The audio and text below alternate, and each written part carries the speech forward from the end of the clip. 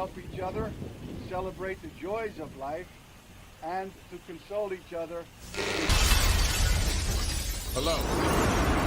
I am sorry, but I must interrupt this show. You know what it is? Hey, Ham, it's time, baby. Low, it's time how we do. Hey. They said we lit. They said. All right, it's enough of that shit. I'm ready to go. I'm ready to go, and we need to get our own goddamn intro. I got to work on that. I got to work on that. You know what I'm saying? I was gonna work on that earlier, and then I had to pay $2,100 for my damn dog, and that sticks with me. You know what I'm saying? I love my dog, but you know what I'm saying. Anyway, you know what I'm saying. So I already know that people be like, don't curse within the first few minutes of the algorithm. Man, fuck that. I am here. This is my channel. I'm doing what the fuck I want to do. I'm sorry that K Mega channel just happens to be in the crossfire.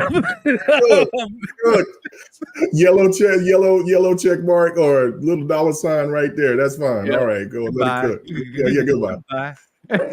So I guess a little monetization is better than none, because I mean, listen, it would have been just on your show regardless because this is your week, so so it's all good. Do what you got to do. Oh man, bro, this has already been a wild start of the week. Mm-hmm. We got the PlayStation showcase that happened last week that we're going to touch a little upon, which was abysmal, to say the least. I won't go that far, but no, I would go that far. I mean, hell, even Push Square said it went that far. It wasn't just me. Square, no, they cooked it. They said it was one of the worst PlayStation shows of all time. Now, I would agree with that, but I mean, I'm a person that how I am. I've always find I'm too nice when it comes to events, but but I would definitely agree with that it is one of the worst shows that we've seen. So fuck being nice. That shit was garbage. God, no, man, it is what it is. Take it or leave it. But anyway, so we take a sip of this Montezuma right here. We had that to catch up on a little bit, and I want to be really brief on that because we already talked about it on both of our podcasts already. As well as I want to talk about Jeff Keighley and his not getting too excited type of talk with this showcase. Although Capcom and stuff got good stuff and exciting stuff to show off, and I feel like that downplay is a little disrespectful, but we'll get into that a little bit here in a little bit. And then as well, we'll be talking about the Xbox showcase, what you come to expect, some of the, what is your most dope thing that you're anticipating, what's something that would be tragic that you're possibly anticipating, just anything and everything. And then of course, we're going to talk about how PlayStation is still disrespecting motherfuckers on PC. Oh, yes. Still. Oh, yeah. Still. Heavy with the disrespect on PC. And then we're also going to bring into that topic how motherfuckers are standing for the bullshit that's going on. Like people are like, treating it as if Sony's some small mom and pops business that can't take care of that can't take care of the rest of the world when it comes to gaming on their platform or using their platform. I'm sick of the bullshit. I'm gonna get straight to it, but and then K Mega wanted to talk about some hip hop things and and a few other things as we get up out of here. But first of all, let's go on ahead and talk about the PlayStation showcase. I'm gonna go first on this one because I just want to get this off of my chest. All right, Astrobot was hot, fire. Even if it's $70 at launch, I'm probably still gonna pick it up. Is that confirmed yet, or is this that you're assuming? I don't think it's confirmed, but even if it's $70 at launch, I'm gonna cop it because I enjoyed the first one that much, and they said it's supposed to be a ton, like 5 times bigger than the last one. So I'm in the last one took 5, 6, 7 hours to complete. So if it's 5 times bigger, I'm expecting 20-hour game, right? Or something like that, right? Yeah. Which to me, that much action in that type of in that type of game is amazing. I mean, that's the length of a Psychonauts or something like that, right? Which I could rock with.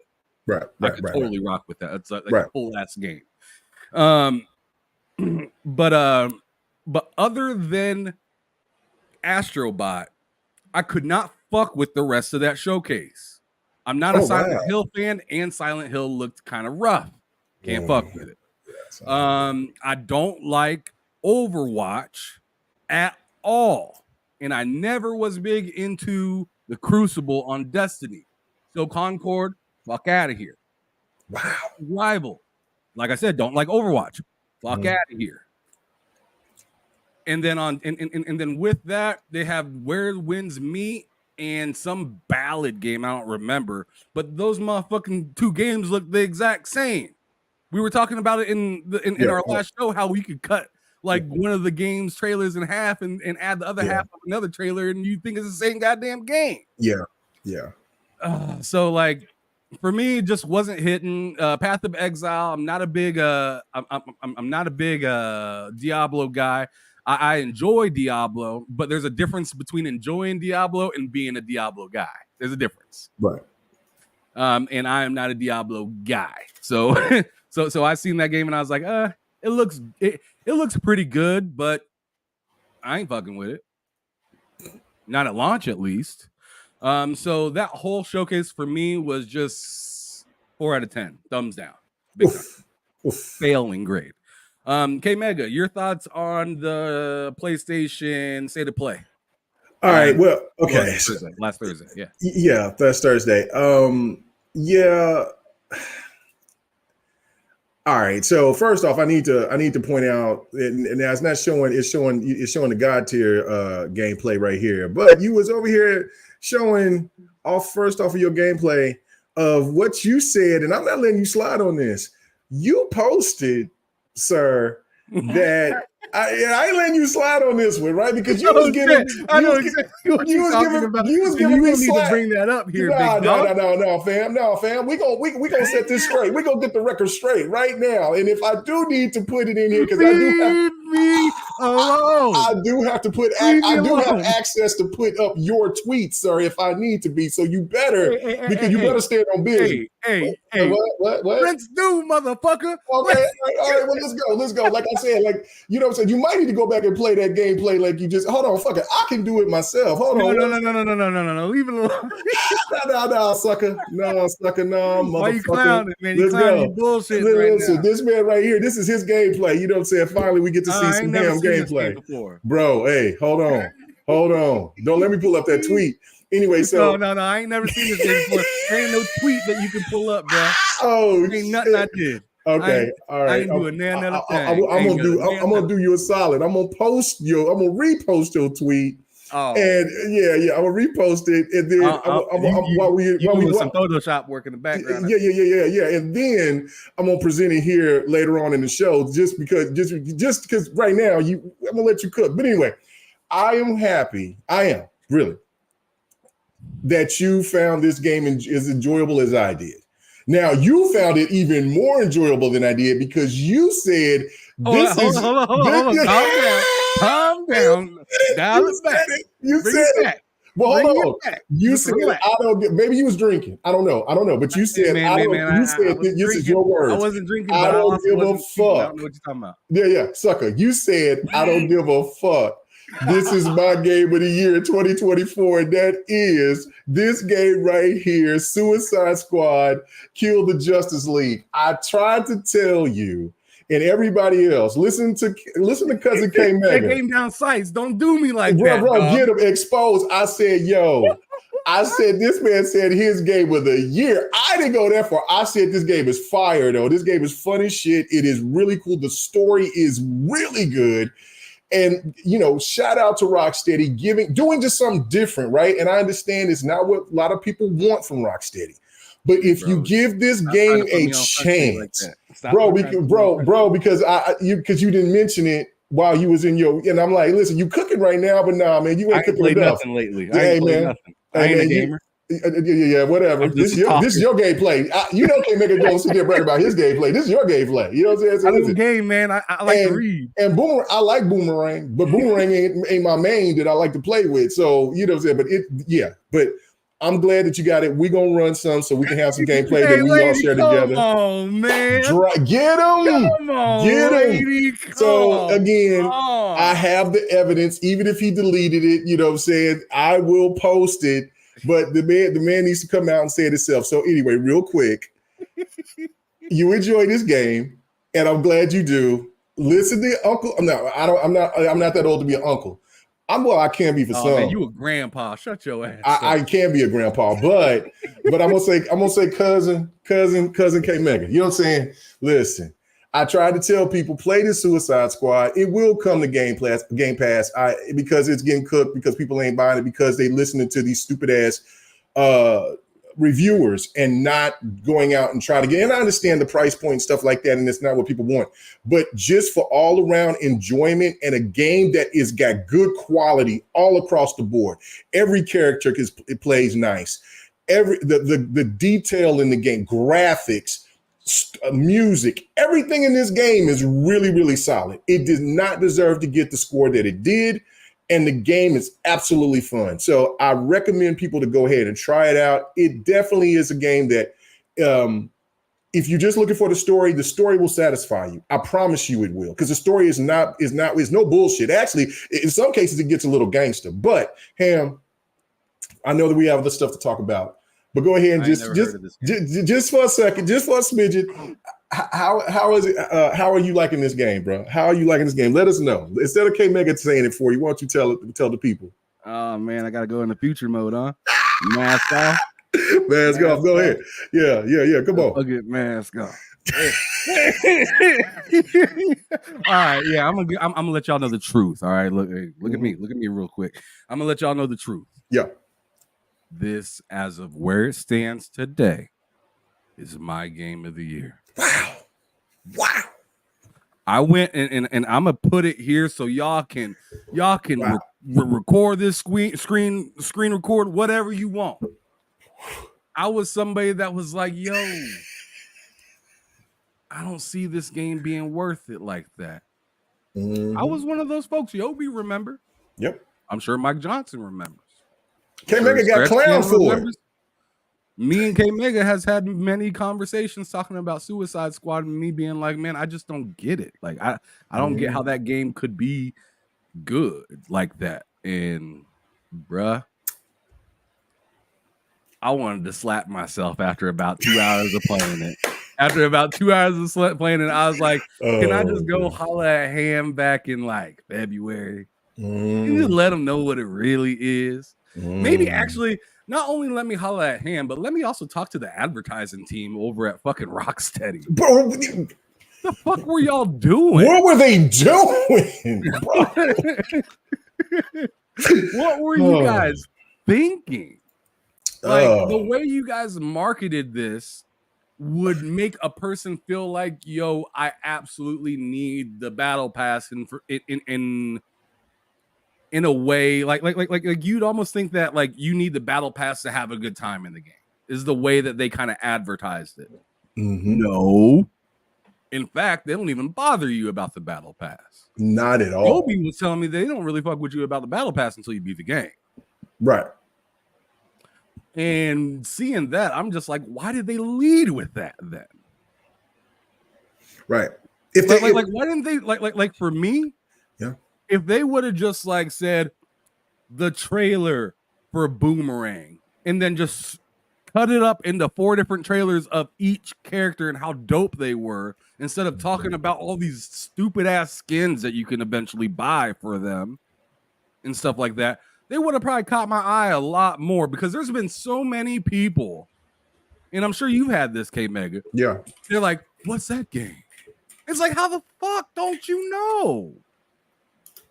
You know when you know that this game has come out when I say, "Oh, have you heard of Suicide Squad?" You say, "Yeah," and then you show and then you go to show them the gameplay of Suicide Squad a week later, and they're like, "What game is that?" Right. And it's like, wait a second. Yep. That is what you called bad advertising to the T. So yeah, I mean, I can't plead the fifth anymore. It just is what it is. As of right now, where I stand, this is my favorite game that I played so far this year. Just because, and here's why. I've said it to you many of times, K-Mega. I'm like a co-op slut out here, right? I love co-op games. So like Remnant from the Ashes, I was all up in that game, right? Which is a game I need to get more into. I only just started Helldivers. I was having a blast with that game when that game Same with that too. out. And I loved Helldivers for what I played. Yeah. Really? I mean, I even found fun in a game that was absolutely broken. That's Redfall, because I'm that much of a co-op slut.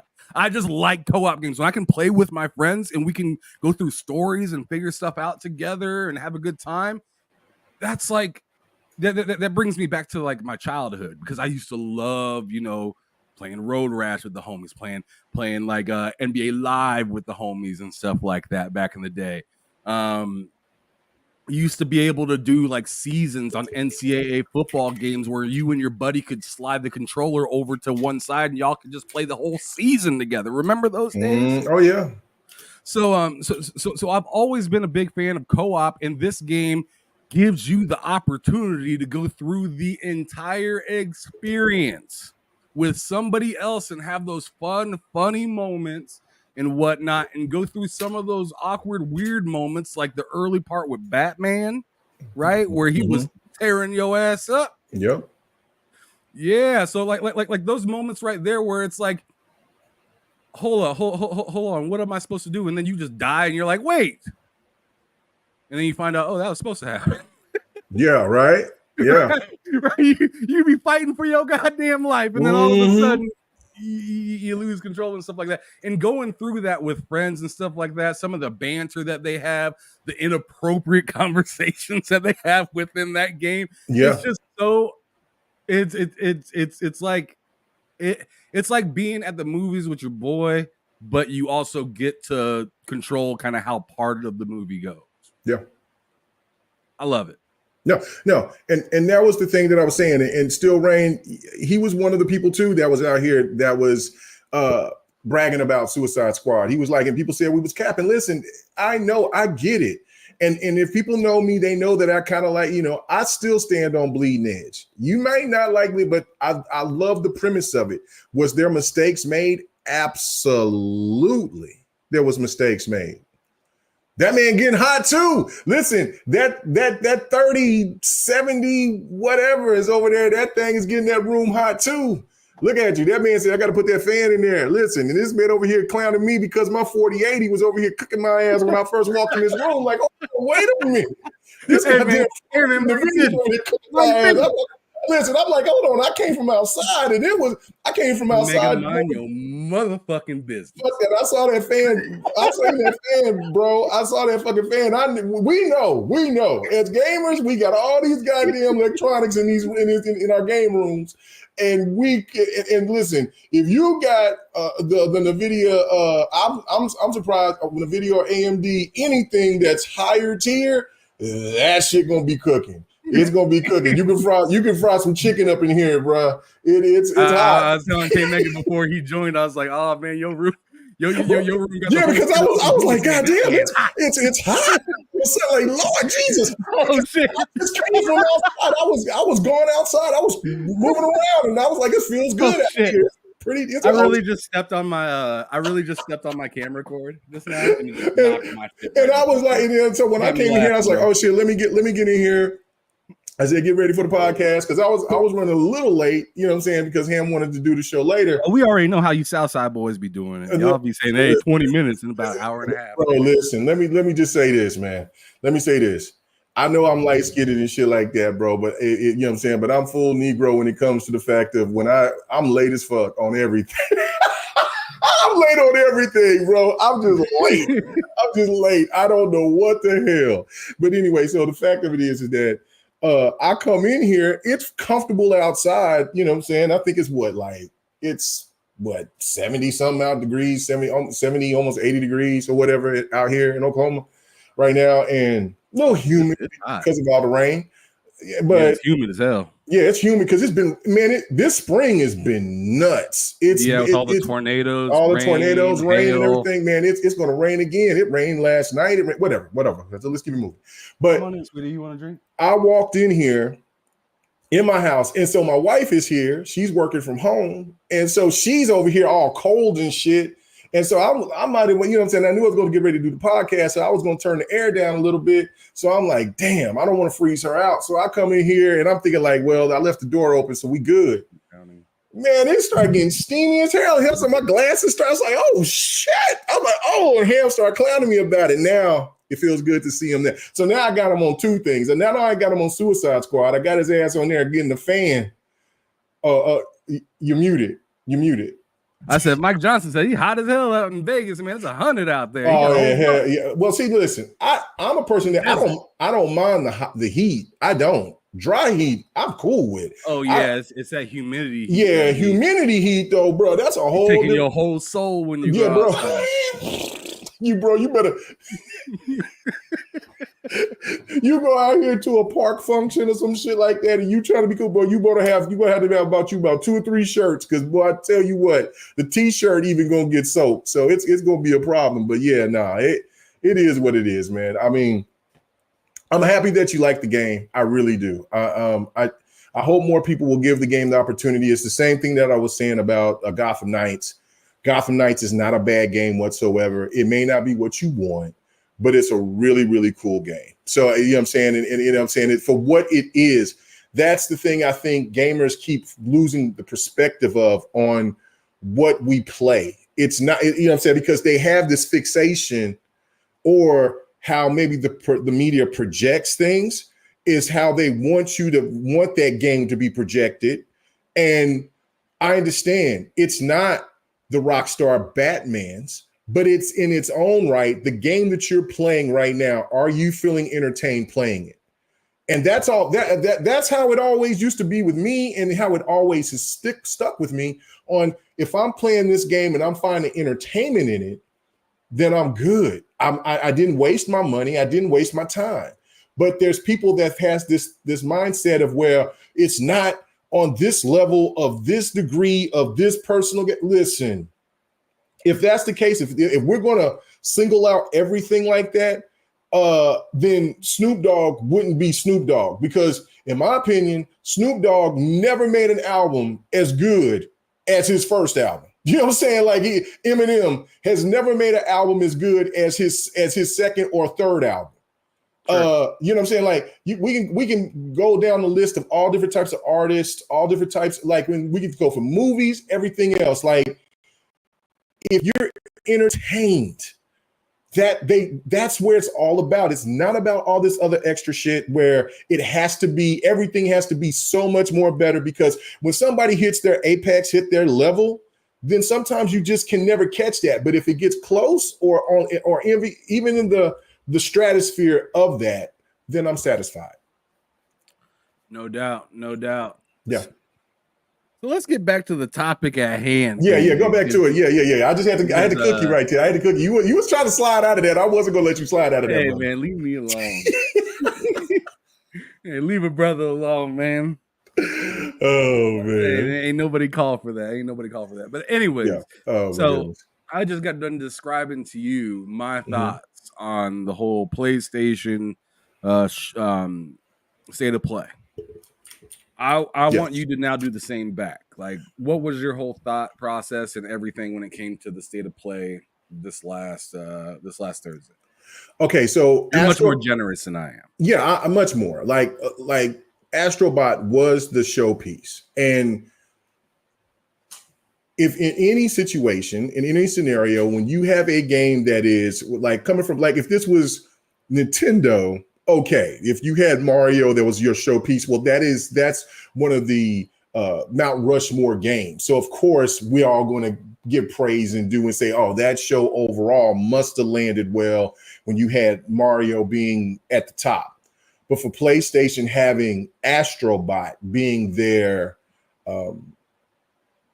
top tier, and everybody thought that was the game of the show, that is problematic to me. And that's why for me, I gave this because people said, because before I left, somebody was saying that you forgot to give your rating for it. K Mega didn't even give you, and I gave it I'm giving it a C minus. Like I said, I'm much more lenient about this. You like, sure are. There's like I enjoy watching what new games come in. I've always said that. So, and I always appreciate when these companies give us something that we can salivate for and get excited about. With that being said, though, the game for me that was the best game that they showed was Ballad of Antera.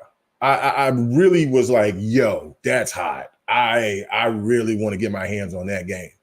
And then there was Destiny Warriors Origins, which I was very hyped for. I like those wushu games. I think that's what they call. And so, Dynasty Warriors. You said Destiny. Oh, sorry, Dynasty Warriors. Yeah, me confused for a second. I was like, what the hell are you talking about? Whatever. Let me be country and dyslexic. But yeah, Dynasty Warriors. And so, but yeah, I like those type of games, and so it looked really good. It looked dope, looked fun. I'm just cool with it. And a game that surprised me that and listen, I thought that where winds meet. Yeah, where winds meet. It looks dope. It's a game that I don't know if it's a successor to a Windroad or whatever, if it's made by the same developer, or I don't know. It has a lot of similarities to that game that I have on PC that was in early development. But you're right. And I forget who made that point on GRG Friday night about like you can mesh those games. I think it was Dark Optimus actually, who was it was me. Was it you? Okay. Yes. Okay. I can't remember which one, but but you're right. Dark Optimus agreed with me. Yeah. But Dark Optimus was, and as a PlayStation guy, he was hot. He was disgusted even. I was like, damn. But yeah, you could mesh up all those games together and they would all look like the same game. And that's not a good look for your presentation of something that's going into the hot season of gaming. It's just not a good look at all. But with that being said, I'm happy that God of War Ragnarok is coming to PC, which I knew that it was. I can't wait to play it there. That's just kind of where I want to play my PlayStation games now. And from the foreseeable future is on my PlayStation. I mean, on my PC, because there are the true definitive editions, and that's no slight at because I bought God of War Ragnarok on PlayStation, and it still looked great and everything. But it's just like with Ghost of Tsushima, I bought that as well. But playing that on the PC, bruh, or playing all the rest of the games that I played on my PC compared to the PlayStation, it's not even feasible. So listen, if PlayStation decided that they wanted to do a play anywhere type of thing like Xbox does, then I would hope that they would. And so it is what it is. I know that we'll get into a little bit of something different than that, but it is what it is. Concord, the first thing I thought was how clever and how witty the characters were. They seemed fun. It had a little Guardian of the Galaxy vibe to it. And seeing the gameplay, I was like, oh shit, this reminds me more of Lawbreakers and Overwatch kind of merged and had a baby. And I'm like, this might not bode well for Sony because we've seen what happened with Lawbreakers, right? Now, the difference is that Sony is going to promote the hell out of this game compared to what they did with Lawbreakers. But looking at the characters and looking how the game played, it reminded me a lot of Lawbreakers. So it seems like that they took elements of what was in Cliffy B's game and then made their own, and now instead of having those realistic looking kind of gears like graphics like Cliffy B had, this game looks more look like Overwatch, and it just doesn't have a good appeal to it. It was something that I would definitely play. I will try, but is it something that I'm going to continuously go back to? Absolutely not. It's not. And so I would have recommended this game to be a single player game that has a multiplayer element to it, something that Sir X-Man has been alluding to about what Sony should do for years now. And so give Sir X-Man his props on that. I do feel like Concord should have been a single player game with multiplayer elements to it. And then the multiplayer would gradually grow instead of you just coming out and just making this nothing but a online only game. But that's my opinion on it. Path of Exile. I love the first one. I was me and Mikey Barra was talking, and Mikey Barra he liked me. I was showing some gameplay of it, and then I was like, oh man, and he was like, I didn't know you played this. I said, yeah, I played it, and I said, what's your level? And he showed me his level. Like Mikey Barra was killing this game, and he says, man, get on my level, and we can run some. I never got to Mikey Barra's level on it, so. So maybe in Path of Exiles 2, maybe I can catch up with him and maybe we can run some together. But that game's going to be dope. I know how I know Life Diablo. It's made me a fan of that genre. But again, I'm like you, Ham.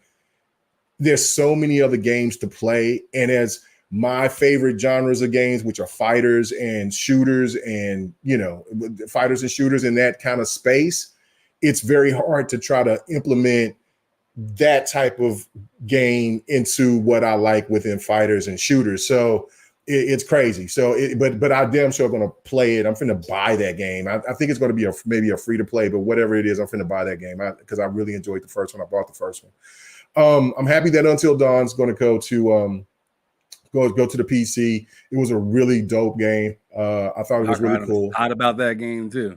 Yeah, and I don't know why. That was a really cool ass game. Well, you know what? PlayStation gamers want Bloodborne, or maybe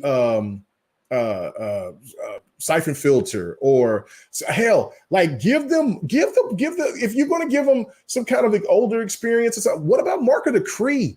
Mark of the Cree is a dope ass game. It's perfect at this time for PlayStation fans who's salivating for these type of games, man. Like, I mean, come on, Mark of the Cree would be perfect, I think, for right now. But anyway, continue about the Infinity of Nikki is not a game that I'm interested in. Really beautiful looking game, very artistic. It might be something that my wife might want to join in and play, or something like that. But it's not for me. And then, Rivals. I'm not excited about Rivals. I'm sorry. I'm just not excited about Marvel Rivals. I'm not excited about it at all. I'm just not. You know what I'm saying? I'm like, yeah, okay. It's too many games in this space, in that genre that I felt that seemed much more appealing. And I'm not saying that this game ain't going to be fun. It's not going to be dope. It is going to be played on Xbox as well and PC and everywhere else. But it's just, to me, it's just like, it just didn't seem that appealing. But, this is why you got to play the games and then you realize if you really like it like that or not. And then I was not impressed with and let me say this with a grain of salt. I was not impressed with the showing of Monster Hunter's Wild. It looked because I was like, because it was rumored that the game was supposed to come out this year, and I'm like, I hope to God it's not coming out this year because it looks ashy as hell. It did not look like, it didn't look that good to me. It just didn't. And so I'm like, and when they said 2025, I'm like, oh, okay. So I got plenty of faith in that. And then lastly, Silent Hill 2. I'm not going to shit on that studio. I think Blooper Team is ashy. Bro, I'm not going to shit on that developer because Blooper Team knows how to make a good game. But, bruh, they did the opposite of what Notorious did. Remember, Notorious said he went from nasty to ashy to classy. That's right. They did the opposite though. Bro, I don't. They might have to look into getting somebody that classy. So to ashy to nasty. Okay, so with that, I gave my score on it. But I have to ask this question to not only to you in the chat, though. I really do. Is it on Sony that didn't give these people enough to make this game look better? Or was it on Blooper Team for the graphic design of it looking as dated as it did? Because I mean, this game. Yeah, go ahead. You can answer that. People in the chat, please let me know what you think. Because yeah. You know, I have no problem giving the smoke to Sony or hell, even Xbox. When I just don't want to just. I'm not giving the smoke to Sony on this one at all. Okay, so it's all on Blooper. I'm giving it to no, not even Blooper. Oh. I'm giving it to Konami. Oh, because what they did with Metal Gear Solid, bro, don't tell me you weren't mad about that. I was. What they did with Metal Gear Solid was fucking tragic. They did nothing with it. They just pretty much gave us the PS3 version. So, with that being said, they're clearly not willing to put the bag on deck. And I feel like they did that with Bloober, and Bloober's just making what they can. They're just making do with what they can. Like I seen whatchamacallit, Colt Eastwood say Bloober with Xbox and Bloober with PlayStation. Just he was just doing his being messy troll thing a little bit, and that's funny. Yeah, that was funny. But to me, it's just like I feel like they had something to prove when they were putting that thing into Game Pass and also making it available in other places eventually, right? Mm-hmm. But with Silent Hill, they got the money from Konami, and they're like, "That's all."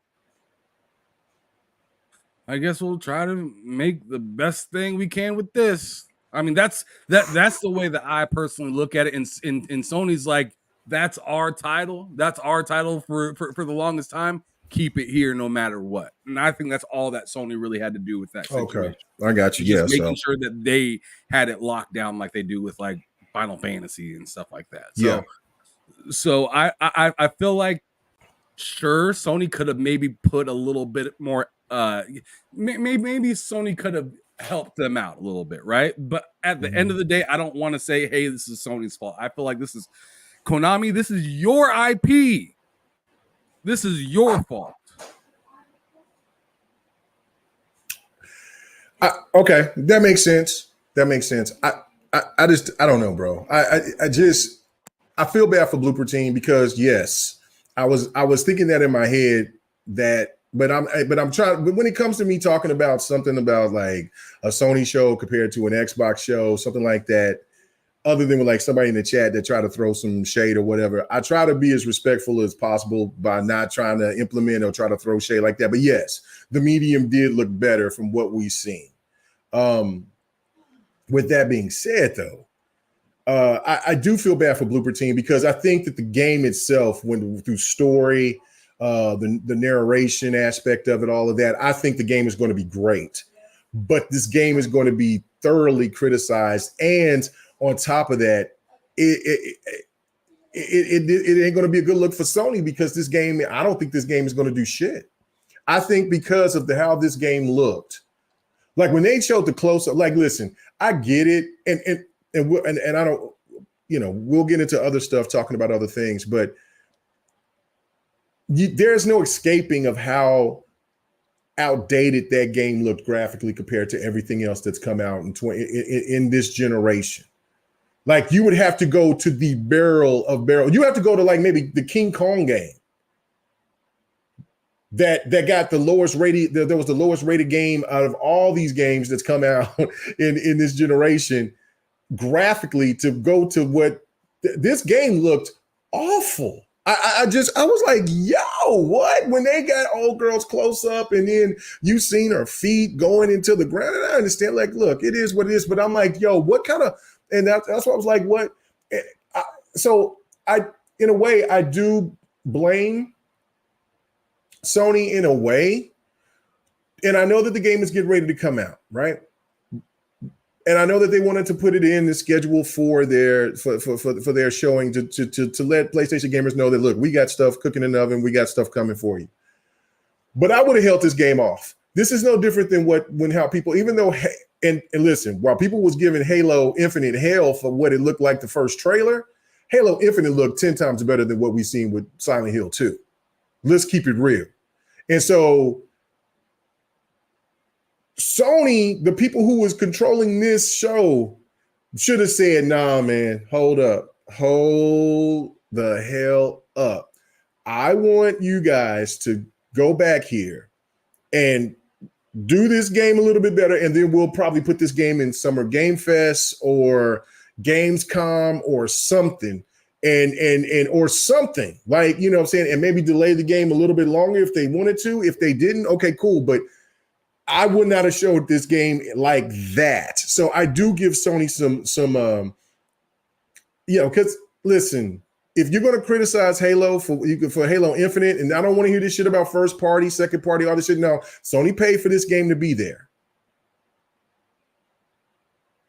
Yeah, well, no, and I agree with Ham on this one because what Joanna Dark said. But you know what I'm saying? Yes, you're right. When you brought up the Konami situation, yes, I 100%. Yes, the most the person that gets the company that gets the most blame should be Konami, but Sony should also get that blame as well.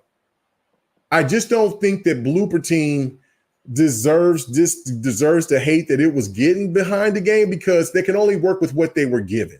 Now, if we find out that they had this massive budget to work on the game, and then this is what they're offered, then that's when Blooper Team should go get that work. That's where the script flipped. Yeah, that's where the script flipped. But when you're talking about this game coming out, and Konami doing what they're doing, but Sony also bringing this game out. Sony didn't do themselves favors by bringing this game out.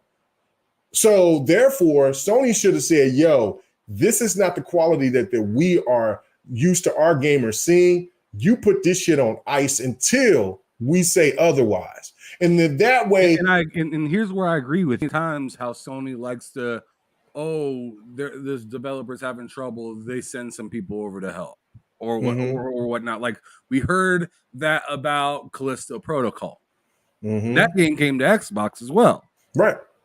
We heard that about Stellar Blade. Yeah. We've heard that about other IPs throughout time. So I can see where you're like, hey, you could do something to help. Right. You don't have to just take it. And obviously the people that watched your state of play, I mean, maybe it took something like them watching the state of play and then seeing the fanfare for them to be like, oh, okay, maybe we should send a few people out there because this ain't looking so great.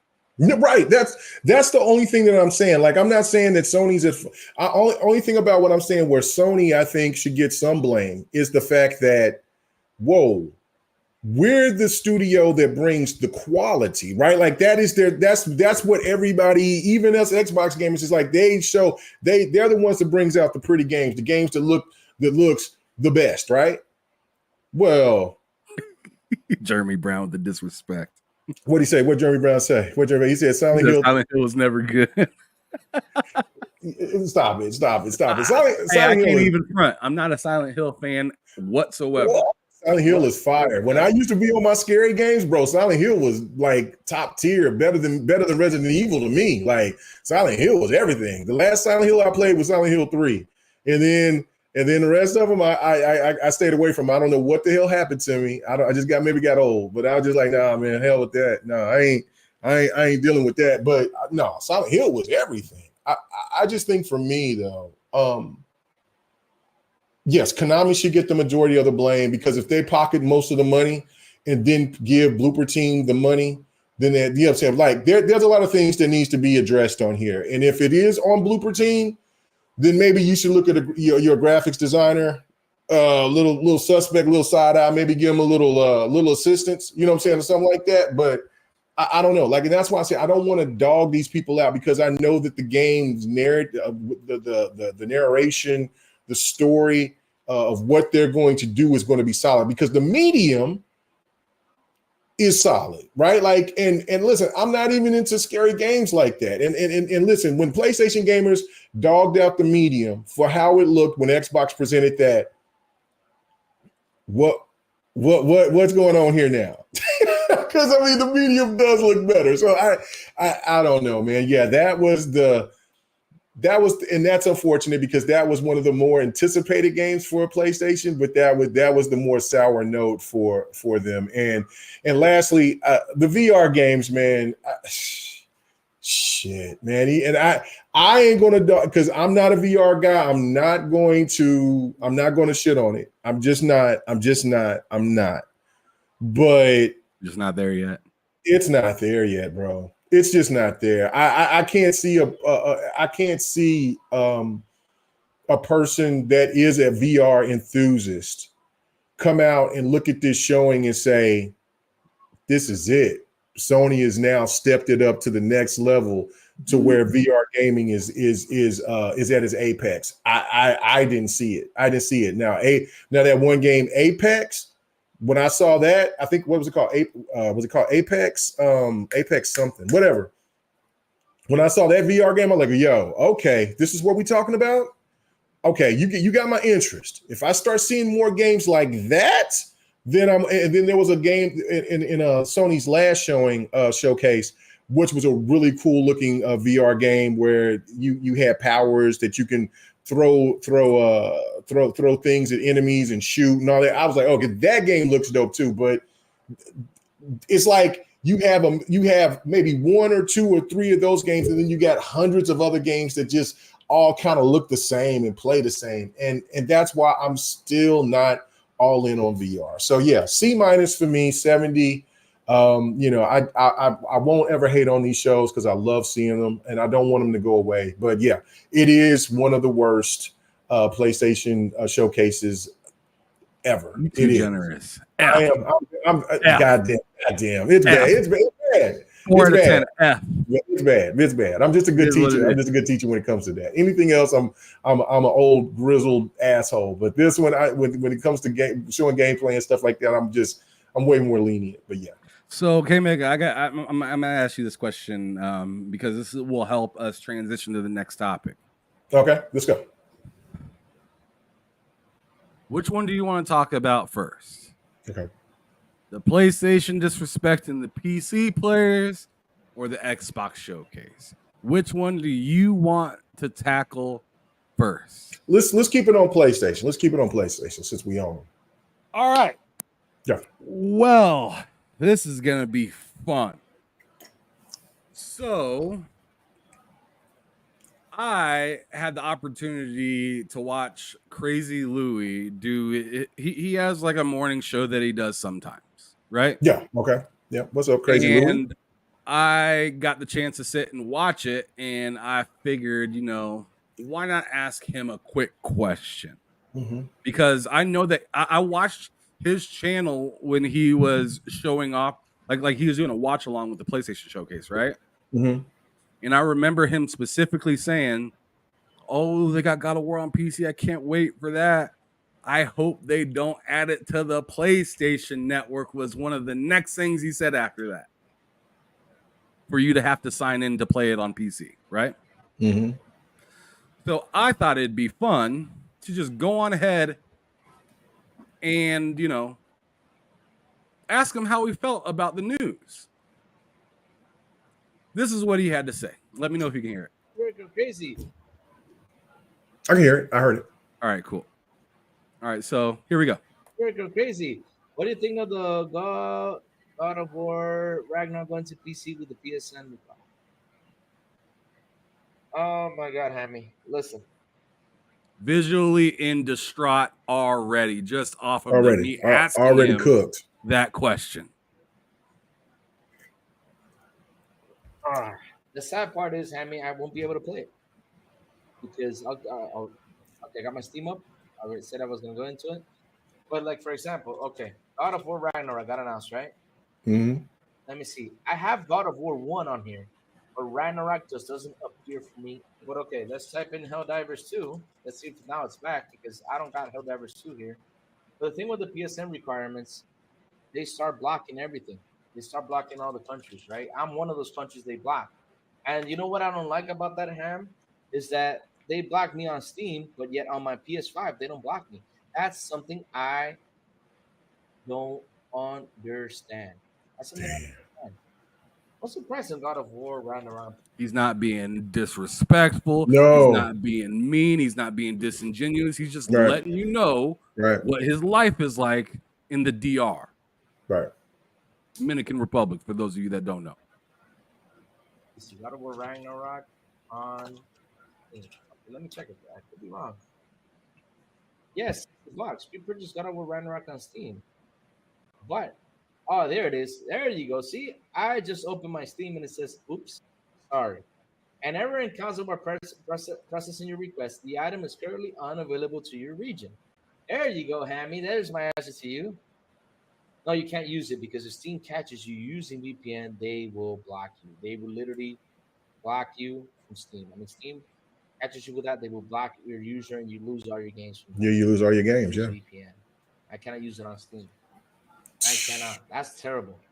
I think they will let me use it if I get a code, but still, at the end of the day, it's blocked for my region. I cannot use it. I cannot use it. I cannot play it. I can use Steam, but I just cannot play it. I cannot. Hold on. Let me. Oh yeah. Hey, I this bullshit right here because this is making me mad. Bro, you know how Fahim and Mike Johnson and some of these others out here get. Listen, they're apologists for Sony at all ways and levels. Like they say that I'm an apologist for Xbox and all this other shit, right? You apologize when you couldn't use your fight stick. That's right. Yeah. Or I apologize when I sit there and I got and I still got to go here and got to get into contact with some people because Loke is having some of the same problems. Because when Loke was having the problems, who did I go to? Right? Like Loke knows, you know what I'm saying? Our little crew knows. I don't sit there and I don't be bragging about that shit. So I got to go back and I'm going to say, look, man, help this man get his shit right. You know what I'm saying? On top of the fact that with Xbox, with their localization shit, they got to get it better. Because they don't have as many regions as PlayStation does. So again, Fahim, you can't, as a person who wants to play a game that you enjoy as well, and on top of that, that is willing to help Sony, because this is when we buy these games, we're helping out PlayStation, we're helping out Sony. And for them to now say, well, nah, hold up, especially after you buy the first game and you ain't have to have a PSN. Bro, we all know what this is. They want to have their numbers because their numbers are low. I seen that shit what Colin Moriarty posted, and it's all fluff. It's bullshit ass fluff. And listen, whatever.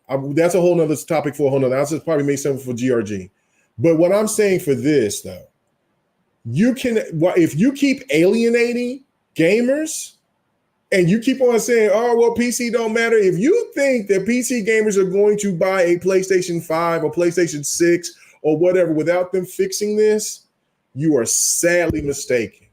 You are sadly mistaken. They will not. It's just what it is. And it's tragic because they're willing to want to so they can have their numbers up because their numbers are so low on PlayStation 5. It's the PlayStation 4 that's holding them up more than the PlayStation 5. And so they include the everything together, which is fine, whatever. That's how they want to do it. But if you alienate the gamers that just wants to buy the game and give you the revenue that you need, that you feel that game deserves, then whatever. And so maybe they feel like they've already made the money that they got on God of War. Cool. But you fractured the PC community. And if you decide to ever do a launcher, you're fucked. You think Epic shit is bad. Just wait until Sony tries to come out with a launcher of their own on PC when you're treating the PC community in this fashion. It's not going to work for them. So they need to fix this. And so Fahim, what you need to do and what the PlayStation fan base need to do instead of over here like, this is what you get, whatever. You need to get out here and say, yo, PlayStation, we want to sit here and be viable, be strong, be number one and all this bullshit so you can sustain to be the market leader. Because if you don't, slowly but surely, you're going to keep losing fans. And that's not a good look, especially when the console market is shrinking. It's not growing. The console market is not growing. And it's just the reality of it. So, all right. So no disrespect to Cygnus. Mm-hmm. But he said there's a lot of legal repercussions if they allow PSN on other countries that's not PSN eligible. They're trying to avoid that. Well, then please tell me why this $10 billion company called Steam can do it, but this $100 billion company called Sony can't. Please tell me why the fuck Steam can do it, but Sony can't do it when they got much more money. Why can why is this dude like let me show him this. Let me show him this real quick. Just to give him a little bit of a reminder. Because I'm tired of the bullshit. Like people are just like throwing out anything to protect good old boy Sony. And it's just like no.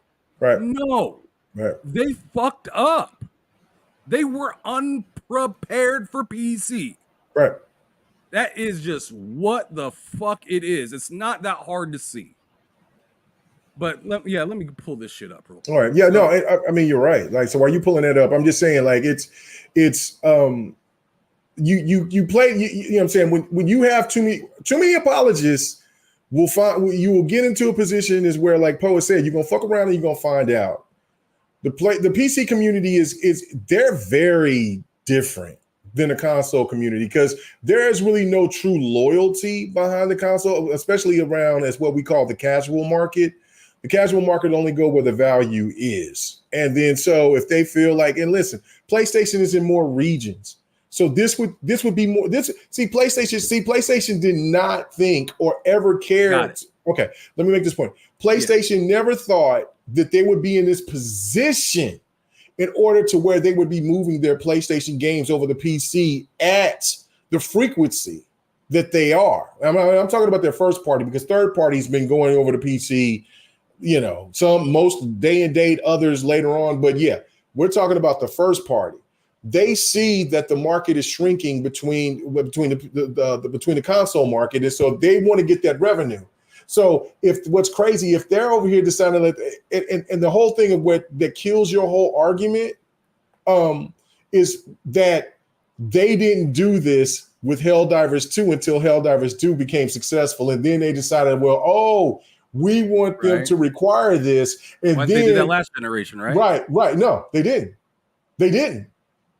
Because they put God of War, the 2018 up there. They put Horizon up there. They put Days Gone up there. Right. You know, they put a list of these games up there. A list of the PlayStation games popular. What do they do? That's what they do. They didn't do it for Ratchet and Clank. You know what I'm saying? Like, listen, that's the thing. Spider-Man 1, 2,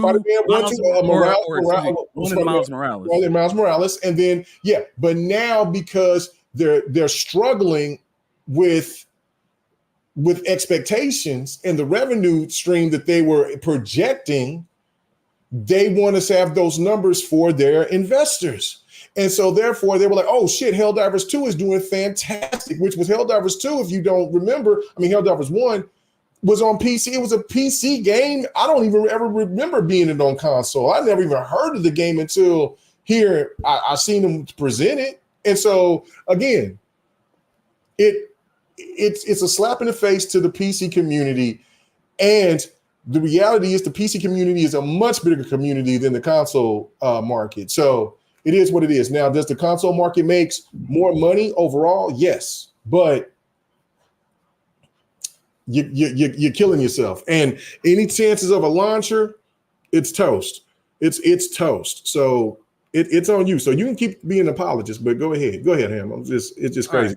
So right here, known restrictions for God of War Ragnarok. Look at this nasty fucking list. How big? Those are all of those little words that you're seeing are different countries that it's not available in. Let me slide over to one Xbox game.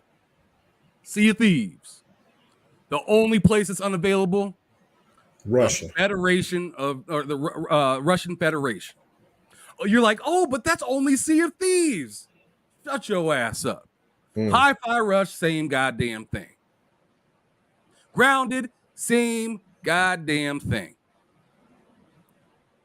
Ages of Empire, same thing. Halo Infinite.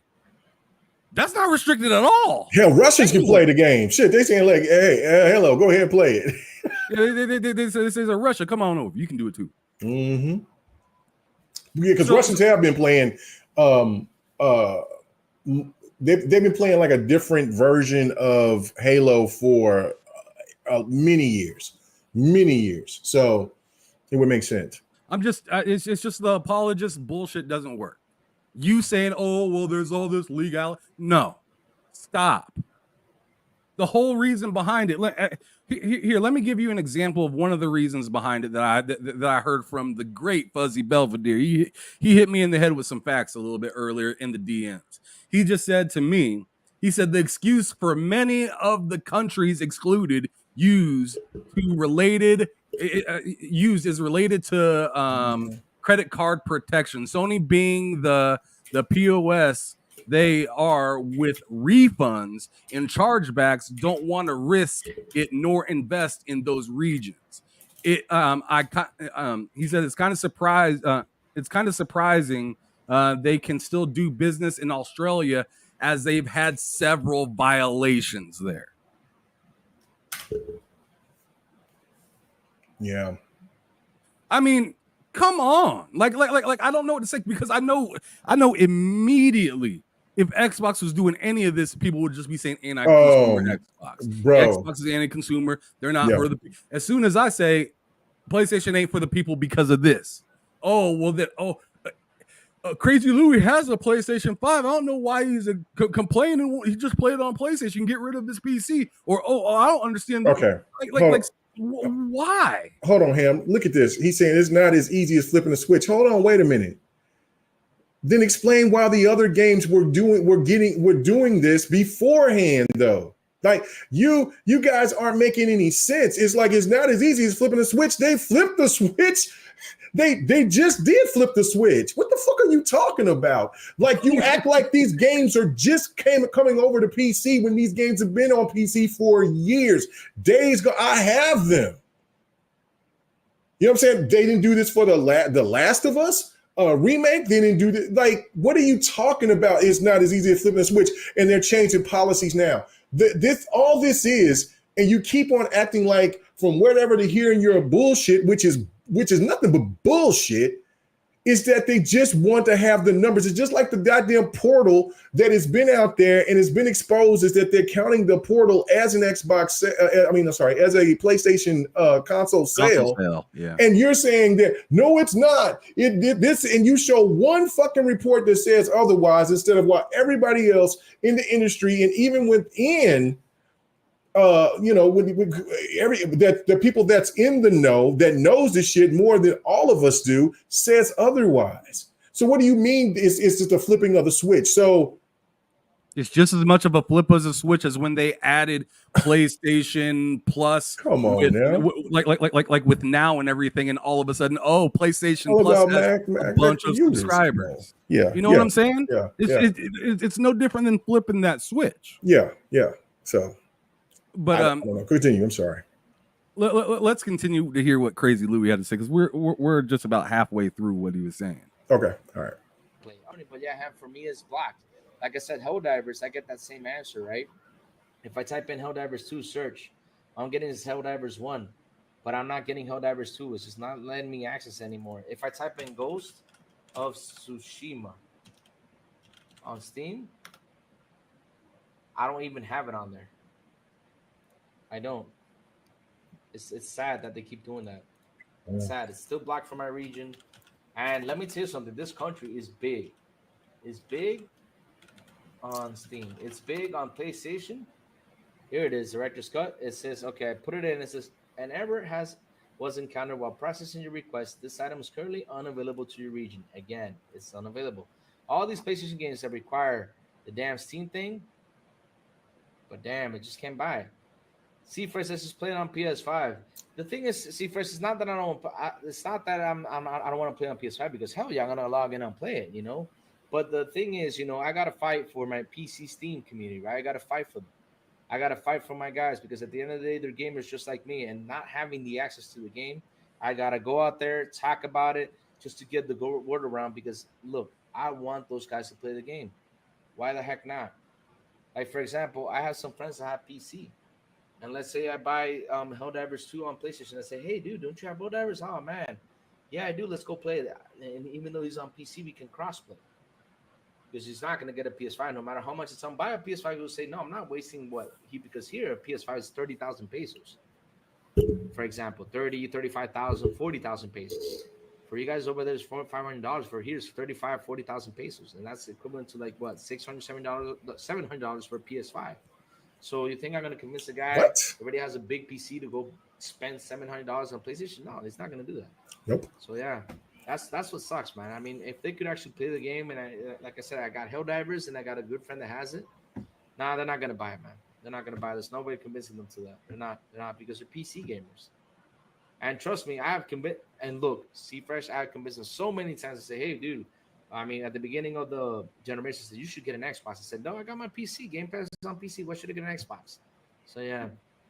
Yeah, and that's the that's the thing. Before you go in, K-Man, because I know you're eager. I know you're eager. Oh man, see, this made you hot, just like it made me hot. Bro, that's sickening to me. This is what. But before you go in, what made me even more angry is if I just scroll down a little bit. Guess who comes up? Oh, Mr. Three Horizons. Mr. Three Horizons themselves comes up and says, buy a PS5. And he has a lot. Look at all these clowns liking this shit. Oh, that's typical. Bro, that's typical. It is typical. They're cattle. They're nothing but cattle. That's it. Like, they can say Xbox is dead and they'll get whatever traction because they're cattle. They're nothing more but just cattle, sheep. They don't have no mindset. They're part of a beehive. That's their queen. Those people that say this crazy shit is their queen bees. That is just, that's why these are the people that I call stans. They're the PlayStation stans. The real PlayStation gamers know otherwise. But these are just sheep. They're cattle. They're nothing more. They're irrelevant to the gaming space. They actually hurt the gaming space because they settle for. And would you say, well, there's some on the Xbox side? Absolutely, there's some on the Xbox side, just as much as there are on the Nintendo side, on mobile, on PC. But the reality is for free thinkers, and now there was a lot of people that hated me saying that, for free thinkers, nah. Go ahead, man. So I was hot when I read that, right? Tragic. So I went out of my way, and maybe I was a little extra.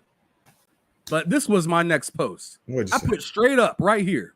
Read it for yourself. Read it. Let me hear it. Let me see. I don't give a shit. I said this right here. I said King Thrash is pro brown people until he talks about PlayStation. Oh shit. Oh, you went there. Oh, you went there. He's not about being pro for the right things as much as he's about gaining popularity. Screw popularity. Say what is right instead. That brother is not going to do that. That's the thing. Like, bro, when he sit there and start talking about the pro black tip, you know what I'm saying, BLM and all that, right? Like, you know what I'm saying, which I'm all for, right? You know what I'm saying? Everybody knows if everybody knows about my political stance, you know about my political stance. But when you start when I started to go in on old dude talking about fucking up history with Final Fantasy 16, then I'm like, oh, bro, don't be that. Well, don't be one of those. And that's what he is, bro. He plays to the engagement wars, right? Like, and that's why you can't trust certain people in this game. All you got to do is trust consistency, and his consistency is that he's a PlayStation guy, and there's cattle, there's sheep, whatever the hell you want to call them, that follows that wants to see that believes that wants that loves that. I want no parts of that on my channel or anywhere else. You know what I'm saying? Like, you can keep that because at a point, when are we going to start saying, like, at a point, the reality is, as gamers, we all want some form of, not only, and I'm not going to get into that, but inclusion. We want all these things to where every gamer can feel though that gaming is home to them. When you say, well, just buy a PS5, when this man just said It's how many pesos? It's up to the equivalent in American dollars, up to $700, $600 to $800, right? Why, when I have a PC that's going to perform better than the PlayStation 5, would I go down just to play a few games? Like, let's get it twisted, right? Okay, I would play Spider-Man, I would play God of War, I would play Gran Turismo, and I would play Horizon Forbidden West. Everything else that PlayStation is offering is most likely going to be coming over there to PC. So if you want to hold those games and Ghost of Tsushima, but now PlayStation sees that there's a market there, just like Xbox found out in 2016. They were just smarter about it. And this is what I've always alluded to years ago, that PlayStation is not going to allow money to be set on the table. But again, Sony is going to Sony, and they're going to be very ignorant on how they play the game. And they're going to think that their brand is that more important than everything else. And the reality of it is, which they find out with their TVs, they find out with their laptops. They're going to find out with their movies. I mean, just look at the shit that they're doing with the Venom series. Like, all you got to do is see listen. Look at the Venom series. They wanted to try to placate, and that's fine with the Sinister Six. How many times are you going to keep trying to force the Sinister Six and all this other shit onto the fan base, but then not put the money and the proper budget behind anything? All you did with Venom, you got away with the first Venom and the second Venom. You didn't get away with the third Venom because you didn't give the proper budgets that you wanted to. Then you did Madam Web. Listen, your best thing is the Miles Morales, the animations. That's your best shit.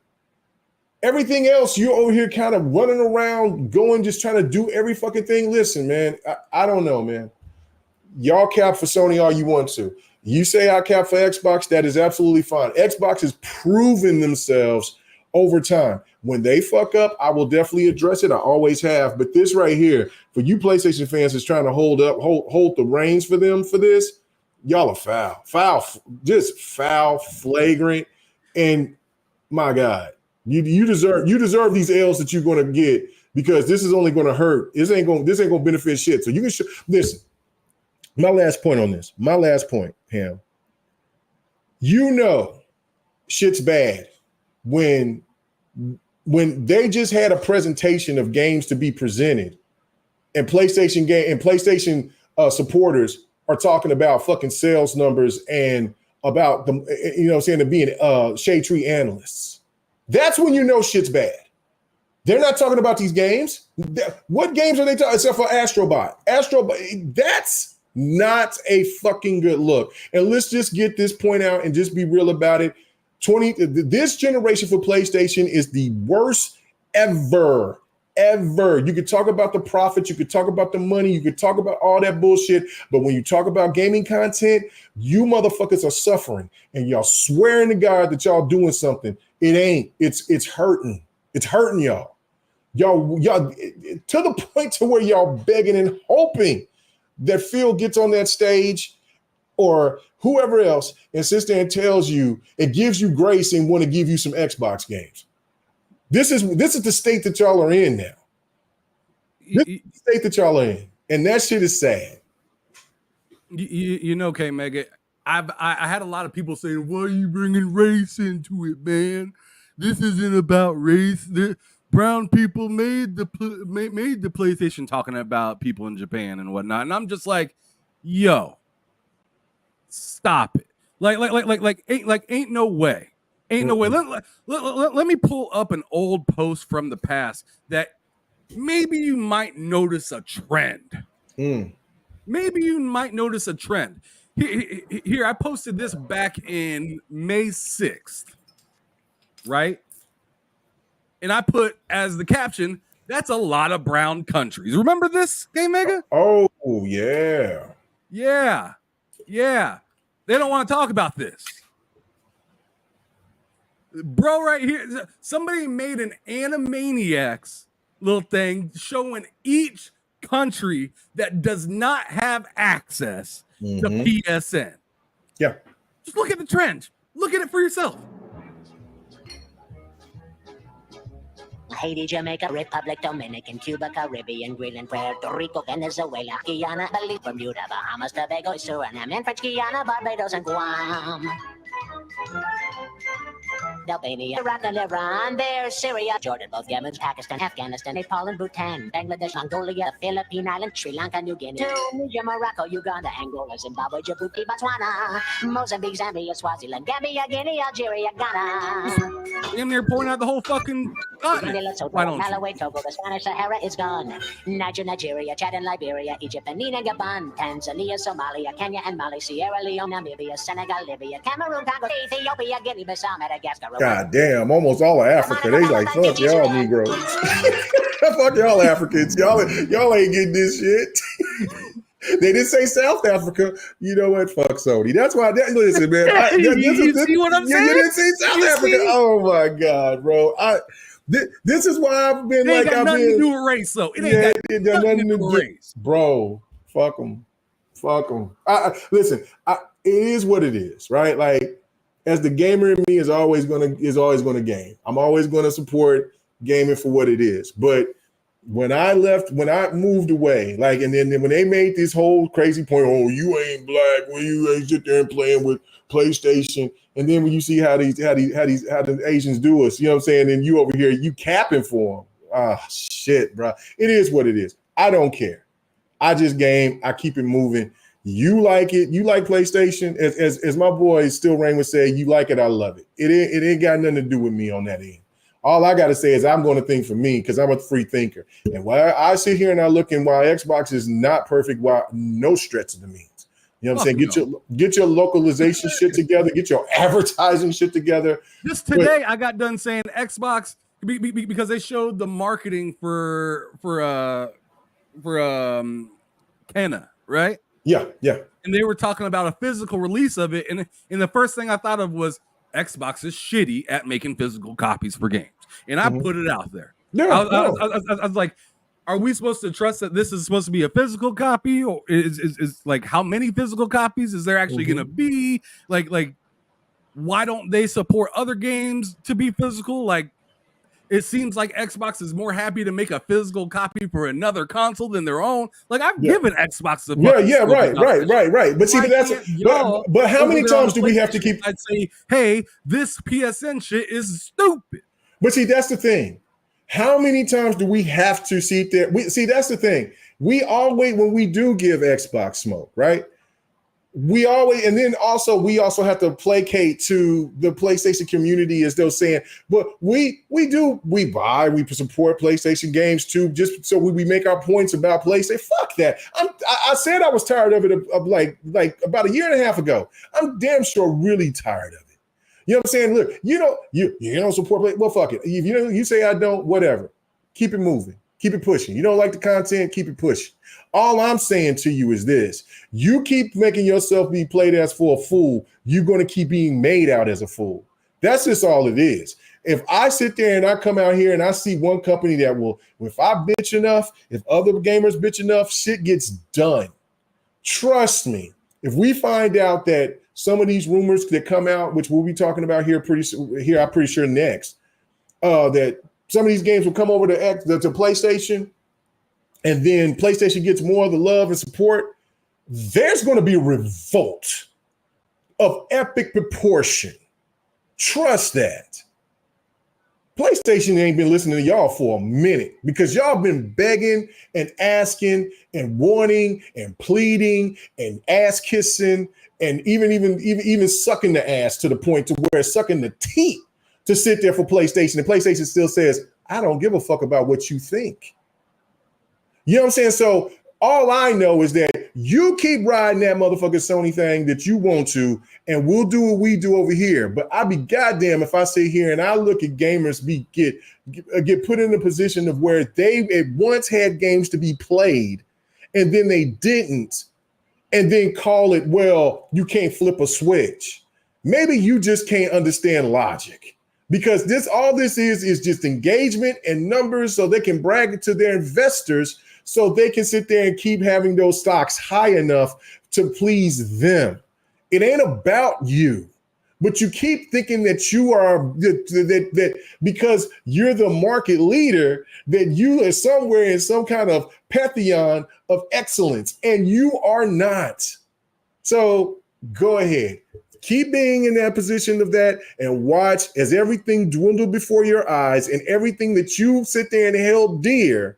I will give it to old dude, what's his name? John, the dude from Weapon Wheel. He keeps shit real. Oh, Jack Move Johnny? Jack Move Johnny. He keeps it real.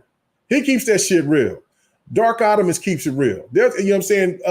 Bad Bit keeps it real. Gamers that Bad Bit keeps it real. But they don't get that same like level of love that they deserve compared to somebody that just constantly bullshit. Right. A motherfucker tells you 3 horizons and then you say 3 horizons and then every time you look failure on top of failure on top of failure and your showing has been dwindling year after year after year. How is that not making you nervous as a PlayStation fan? Oh, I can look at their numbers and I can see that they're selling more consoles. What the hell does that have to do with the games that you're playing? Right. BitCloud said some shit like that. Like what the fuck? Like it's cool that y'all got more numbers and whatnot, but what the fuck am I playing? What? And then on top of that, y'all called Xbox games fodder and trash and we don't want them. And now you're over here having people that are only on playing you for engagement so they can make their little money at the end of the month. And then you're sitting here hitting those likes and getting feeding into that bullshit. And then next thing you know, you're over here now going to support Xbox games. And as we told you before, that is the Trojan horse. You don't want that. You really don't want that. But it is what it is. For Xbox gamers, we have to internally deal with that bullshit if they actually really want to go all in on putting a lot of their titles on there. Yeah, but at the end of the day, it's only going to thrive Xbox because you've been wanting Xbox to be dead. Xbox is far from that, especially if you keep buying. If they bring games over to PlayStation and you buy them in bulk. Oh shit! Thank goodness for Game Pass. Keep pushing. Yeah, man. I think I'm officially done with this subject, just because we're done with it. I'm done with it. Like I let them cook. Let them motherfuckers cook. It is funny to me. I get it, but when you say that gamers who had access to games beforehand, this would be different, right? If this is one of the first party PlayStation games to come out. Okay, let's just say Helldivers 2 was the first party PlayStation game to come out. And then they wanted to implement this deal. I would be on the fence of like, well, Sony needs to try to make it right for the gamers, but in the sense, this is their first time doing this. This is not though. And that to me is where it's problematic, and it should be problematic to PlayStation gamers who give a damn about other gamers. But obviously, I guess some of them don't. And we're going to get into that Go Poll. Let's go. We're going to get into that here shortly. Let's go. He said Gene Park trashed Ninja Theory and the actress for Hellblade 2 as terrible. Trash. Ninja Theory was cheap ass trash. So yeah, we're going to get into that here shortly. But before we get into the next topic, which we're gonna have to flip it to something positive before we go back into Gene and whatnot, because I just you just can't today. But the last thing I wanted to lay out there is let's go. Is like all I really got to say to the people over like the PlayStation fanboys and whatnot is just look in the fucking mirror, man. They don't. Look in the fucking mirror, man.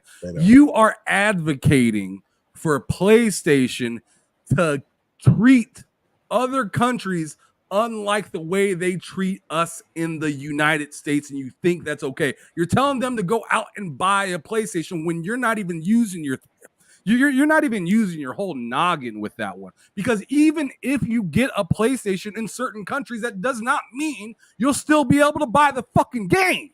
Ooh.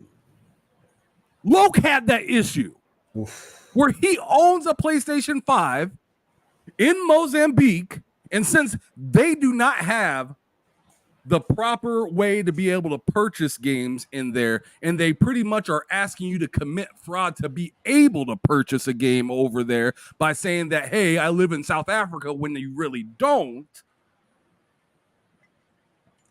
it's just insane.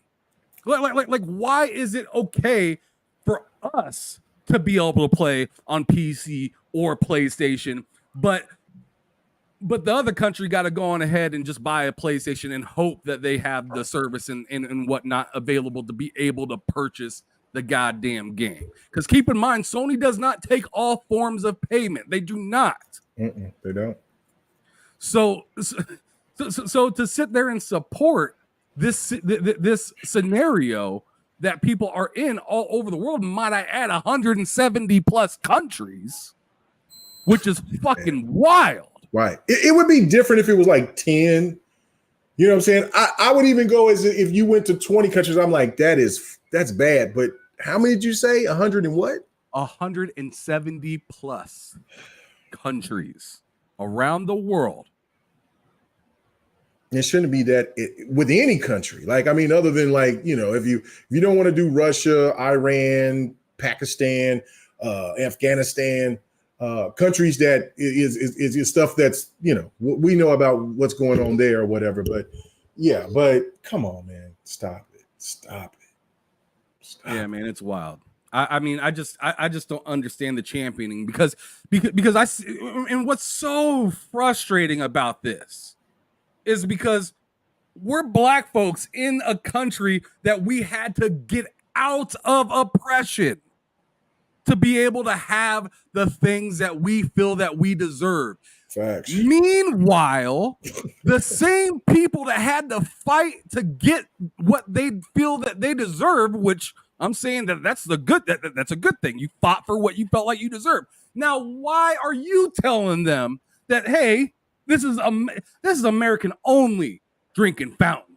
You can't drink from it. That's what I'm fucking hearing. When I see this shit, that's what I'm fucking seeing is, oh, those folks are privileged. You don't get that same privilege. Your money ain't good.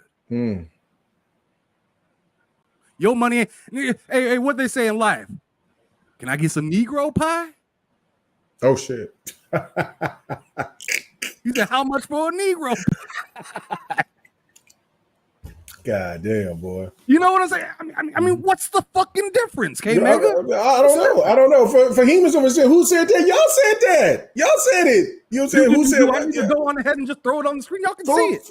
Throw it back on the screen. Y'all don't care. Motherfucking shit on the screen. Right. Like that's the shit that I'm tripping out on. Y'all are acting like, well, you know, 171 countries, bro, and you over here don't care because you get to play the game, and then you got somebody that y'all support telling y'all just buy a PlayStation 5 as though.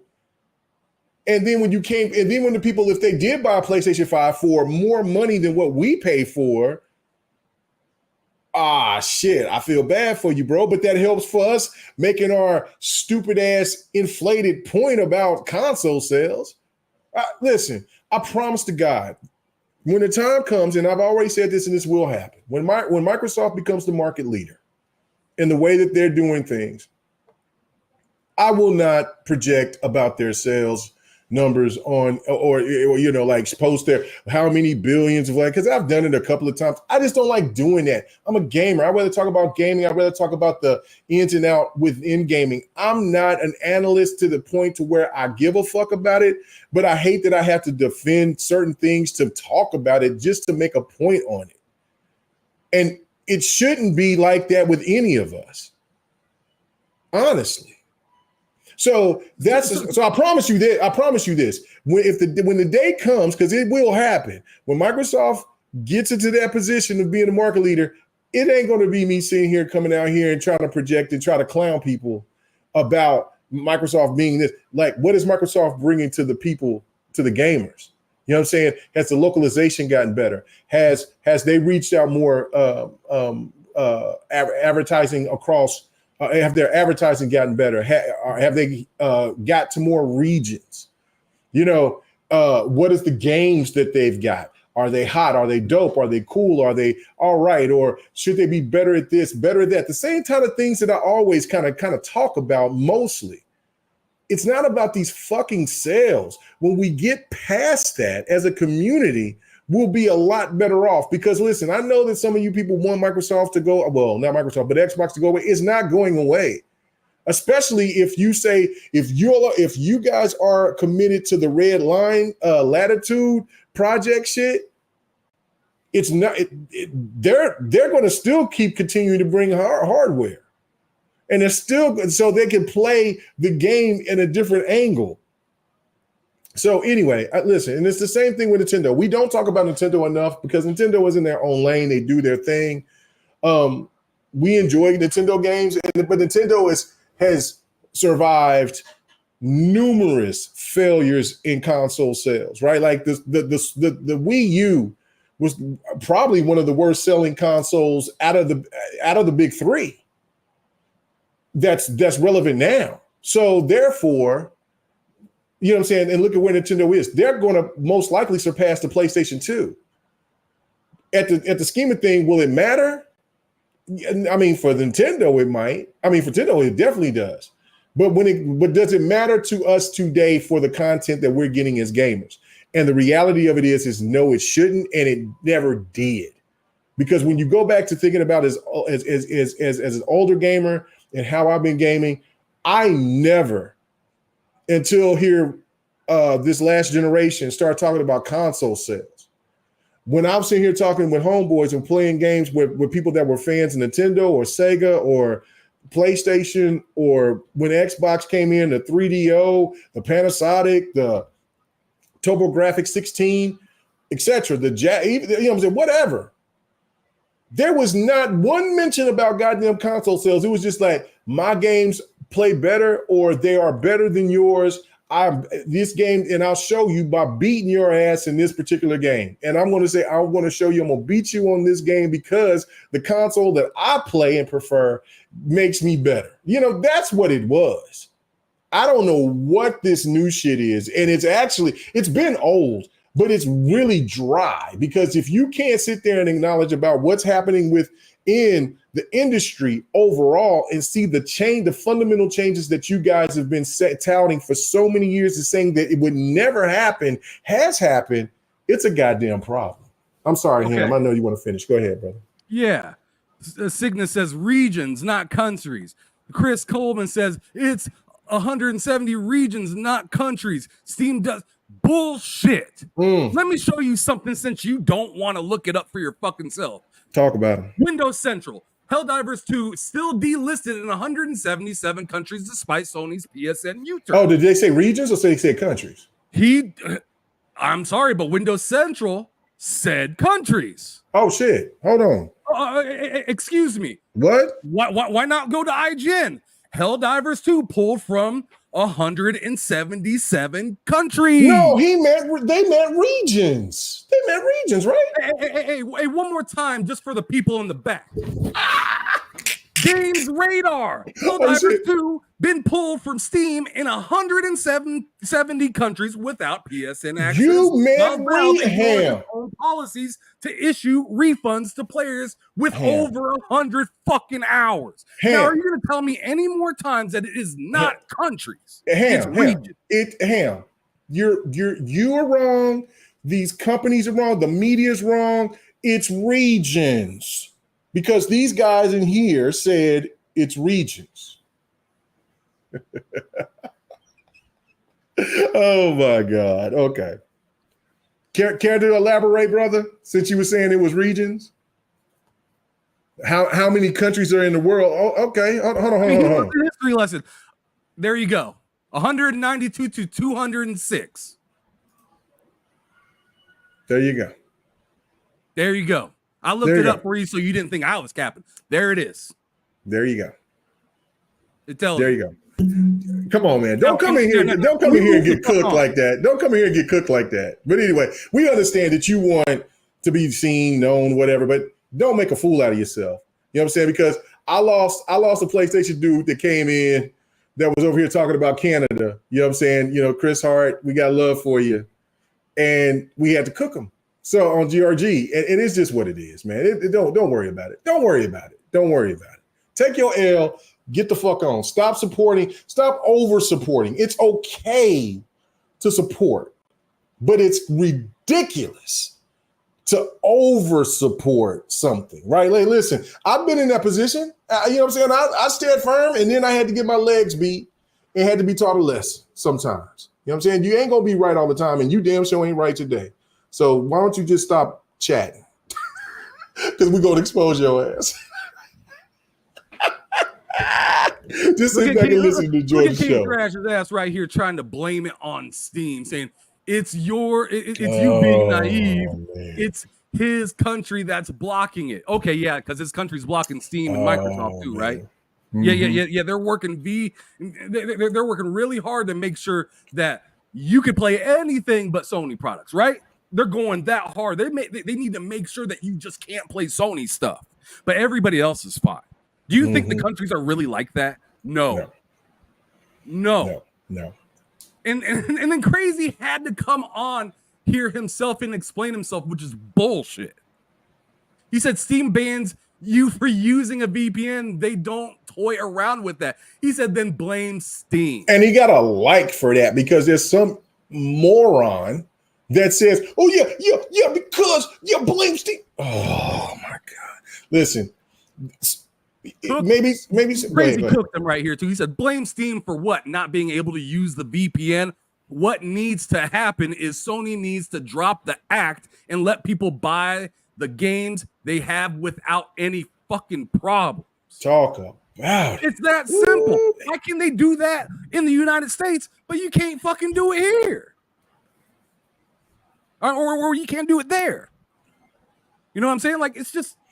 No, okay, so go down one more. Go to this Brian East dude. This is what's funny, what he said right here. Like, I didn't read the rest of what he said, but he says, I got to fight. He's over here quoting no dude. He says, I got to fight for you Steam guys. He says, and you lost me.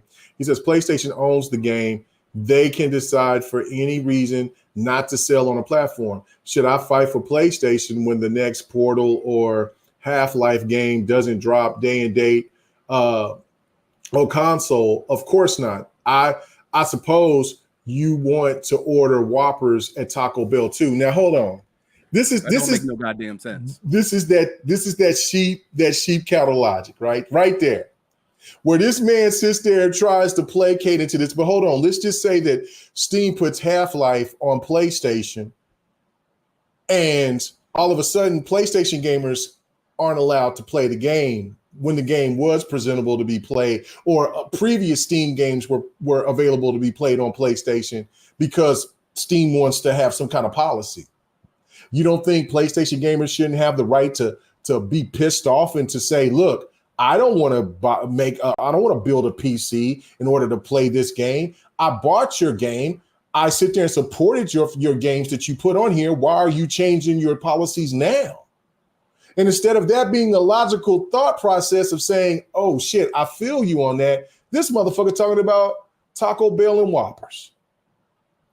You know what? If they sold the Whopper at Taco Bell in America, yeah, you can be mad that it doesn't do it in your country. Absolutely. Yeah, you can. You can. And that's the crazy thing about it is like if they had wait a minute. If Taco Bell was going to sell a Whopper, why Taco Bell in my country can't do that? What then it comes into where, so it's favoritism. What is so good about your country other than mine?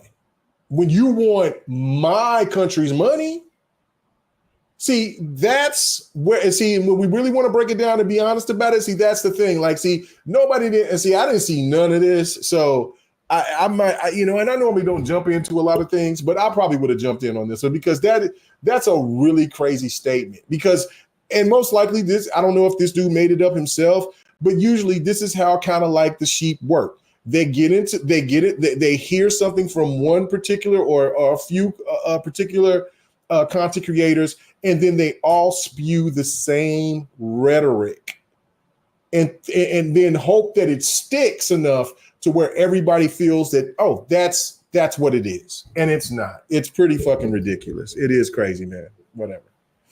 Why isn't anybody telling me about regions anymore? What happened to the regions conversation? Oh no, he's done. He's cooked. Okay. Yeah. Let's move on. Let's move on to something more positive. I'm Yeah, tired. he's cooked. We might not see him again, and that might be a good thing if he can't stand on his own feet. Listen, you came out here and said that bullshit. We just wanted to correct you on it, and if you find something that you could correct us on, then by all means, go ahead and do it. But yeah, bro. Fahim, you should have got your boy, brother. I don't know what's happening, man. All right. Well, anyways, moving on. Oh man. Xbox Showcase is going to be showing up here on the Sunday. On Sunday, yeah. I believe it's either noon or 1 o'clock. I want to say it's 1 o'clock Eastern, so noon in the Lord's time, and it's going to be 11 o'clock where I'm going to be at when the show kicks off. What are some things that you're mad excited for when it comes to this showcase? Do you have anything that you want to talk about with it or whatnot? Because, I mean, this is the week to talk about it. I mean, next week we will be done with the showcase and when we'll be talking about our afterthoughts from it. So go on ahead and speak to me about this upcoming showcase from Xbox. Well, we will definitely find out something about Shadow Dimensions. I believe that's what it's called for Starfield. And then we'll find out about rumors if they decide to put it on PlayStation. What is Shadow Space? I thought it was Shadow Dimensions. I didn't. Oh, that's the Spider-Man game. The expansion. I should have said that. I do feel that there'll be an announcement of some sort for Killer Instinct 2. I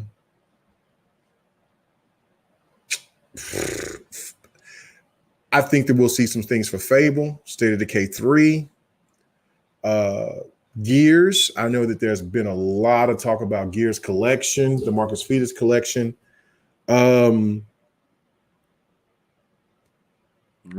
Rachy praying right now. What is he praying for? He said Blue Dragon 2.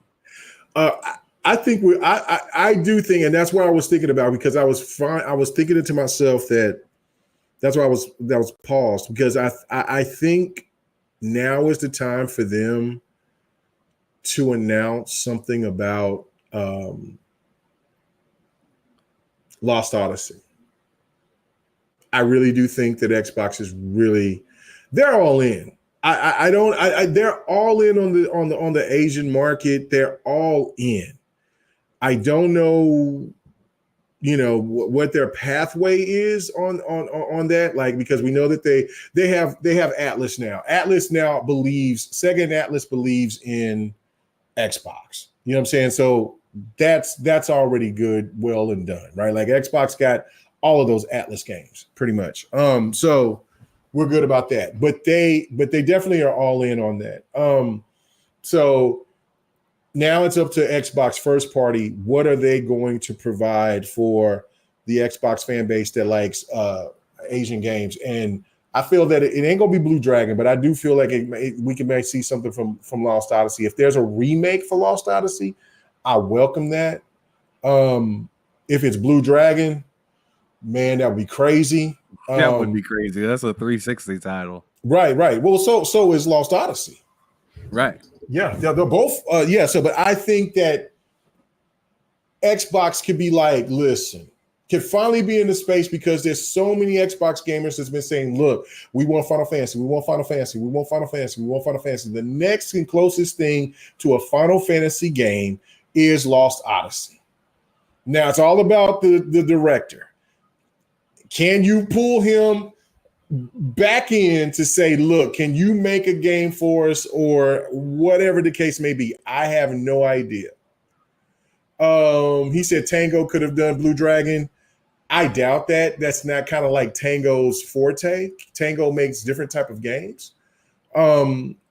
I like that Cygnus is still up in here, though. That shows some thick skin. That dude shows some thick skin of him taking his L, and I appreciate that. But you know what I'm saying? So, it's all good. And so when the time that me and Ham fuck up, You know what I'm saying? You can go ahead and when you cook us, Yeah. Then we'll get it. He catches W right Then back. you catch a W back, but you're gonna take your L tonight, brother. That's you good. taking your L this evening. Because we ain't going nowhere and we will slip. Yeah. We ain't going nowhere. So yeah, man, shit. As black many years as icing I've been doing this nobody. shit, like I've taken many L's, I've taken many wins. So it's whatever it is.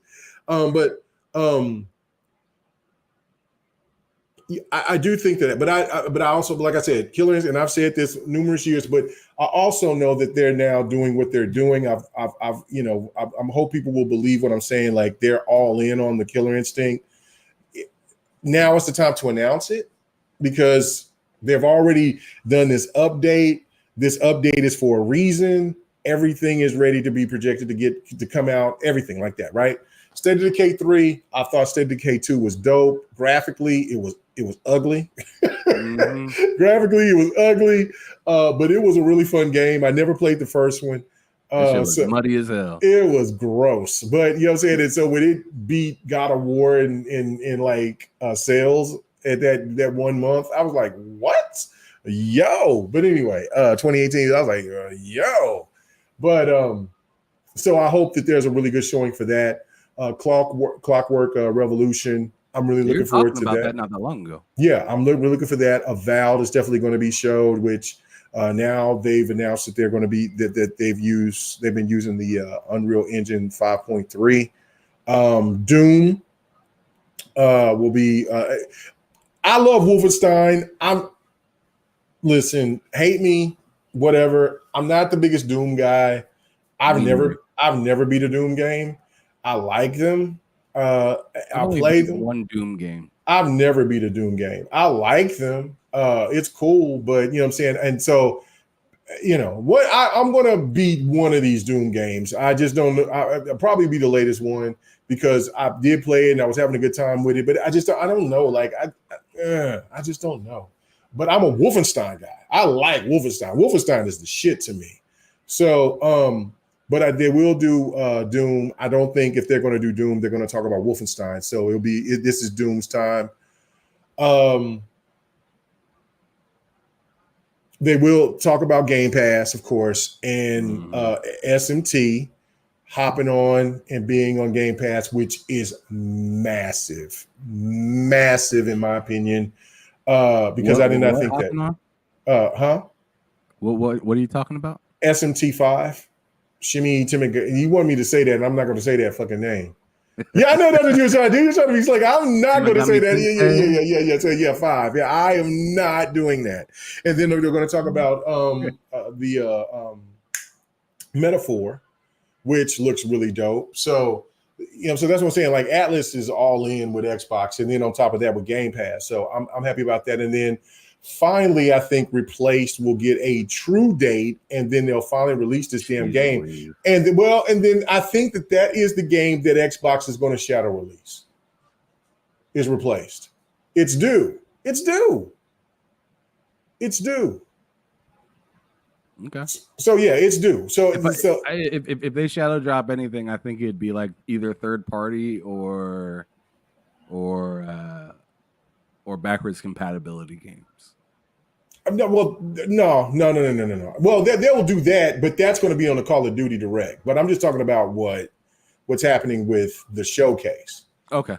Yeah, I'm just talking about what's going on with the showcase. As you see, I didn't say anything about COD yet, but I think it's that. I think that they're going to do the Battle Royale, which I'm not a fan of it.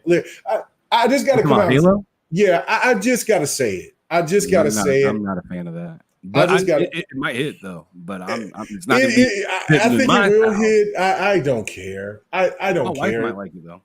Listen, I'm a Halo fan. I want Warzone.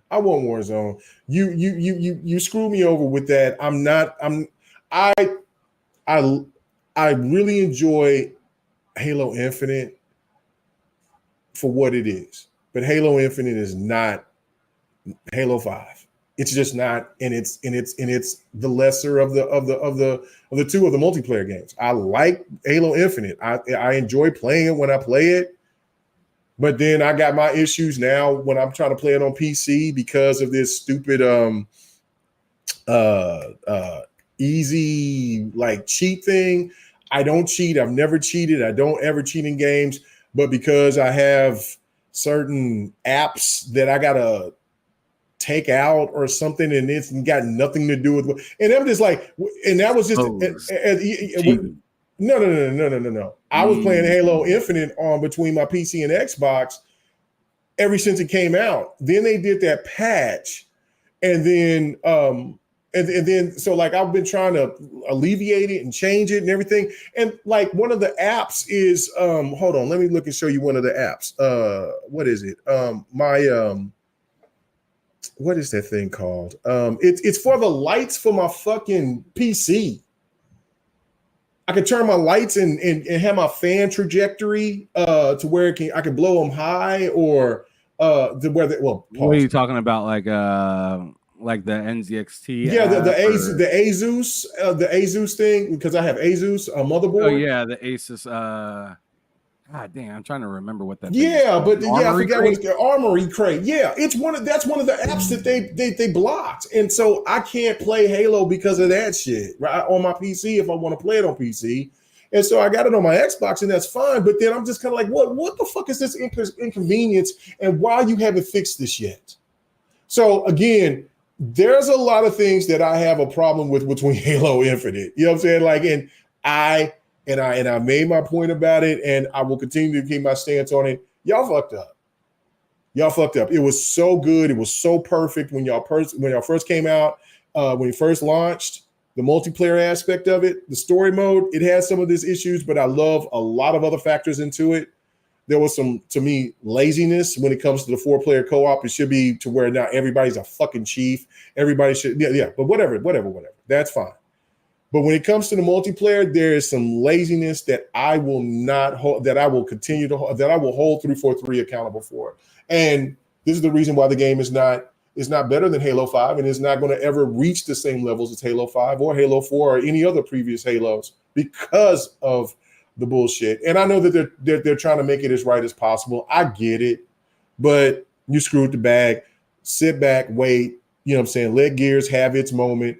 Let all these other games have its moment, and you bake and you bring Halo back, and I'm going to still be there because I'm a Halo guy. So whatever. But this Halo, anyway.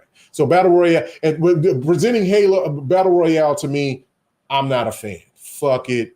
I'll play it with a couple of people. Yeah, ha, ha, ha. Back to something else. Anyway, okay, so that, I'm trying to think what else. I did already bring Fable. We might find something out about Contraband. We did find out about the situation that's happening with Avalanche. They laid off people at their studio. We found that out today. So, hopefully that doesn't. So that will either mean two things. Something's up with Contraband, and maybe that's the reason why we haven't heard anything about Contraband, or Contraband is done and that studio has got to go through what they're going through, and it's whatever. I do think that there'll be something else from People Can Fly. I think we'll see something with that. And I don't know. I mean, you know what I'm saying? There's just so many other speculations and stuff like that. So I'll just leave it at that. And then with the Call of Duty, the Black Ops 6, of course, we'll get that on Game Pass. Damn. You know what? Hey. I thought that was a funny comment. That shit is funny as hell. Halo Infinite. Well, Halo needs a break. That's what I'm gonna say. Hit the bench, fella. Hit the bench. Hit the bench. Listen, I hope the great Phil sit there and told him. I hope Phil said, listen, guys, 343, we love you. And listen, you got one of the Rushmores of titles. Halo, you know what I'm saying? Listen, Halo is elite. Hey, but maybe an NCAA college football 25 kind of break, right? Like yeah. Let them cook. It doesn't got to be 11 years now. No. Yeah. No, I don't need no NBA live break because need to call timeout and go hit the huddle. Yeah. Hit the goddamn huddle. You know what I'm saying? Take a water break. You've held us down long enough. It is time for you, Halo, to take a break. It's, to me, and I've said this, it's Gears time. I said this on Devin the Gamer last week. It's Gears time now. Gears, you are now in full control of holding down the fort on top of Forza and top of Fable and then everything else that Xbox has available. Starfield now, and let Halo cook. Let Halo cook. Give it a good 4 or 5 years. Let it cook, and then come back and oh my God, Halo's back better than it's ever been, and I'm ready. Just give me Warzone. Because NCAA 25. Oh, bro, we're gonna talk. We're gonna talk about this on GRG. There is no man. Everything that they're adding on to NCAA 25, man. Whoa. Maybe more games need to take breaks like that. Okay, Mega, I just wanted to, shameless plug myself real quick, and I also am advertising this to you as well. Mm-hmm. But today, I had this article that I wrote. Oh, who did you write it for? Oh, Lords of Gaming. Let's go. Yeah. I wrote for Lords of Gaming talking about the 11-year hiatus. Is college football 25 ready for showtime? And if you take a quick second and oh, my bad, I forgot that's a picture. Let me see if I can hit the article. So yeah, I mean, I went in on this. Look, God damn it. Look at all this shit I wrote right here for it. I wrote a bunch. Let's go. Very good. So if you're curious about it, if anybody's curious about it, kinda. I don't know. I didn't read that shit. I might have to read that and then tear it down. I might leave a comment. Go ahead. Come on. I mean, please leave a comment. That's fine. And traction is better than no traction. Right? Yeah. Right.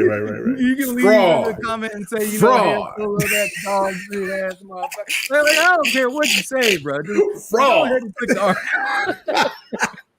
Man, they played a football game ever. Fraud. Anyway, go ahead. No, I'm so proud. You can see it in this last paragraph right here where I said, college football is not going to be a Madden copy and paste. The game is much faster with many more modes that can give Madden the ability to get better. From the powerful atmosphere to the ugliest upsets, this game is doing all it can to not feel typical.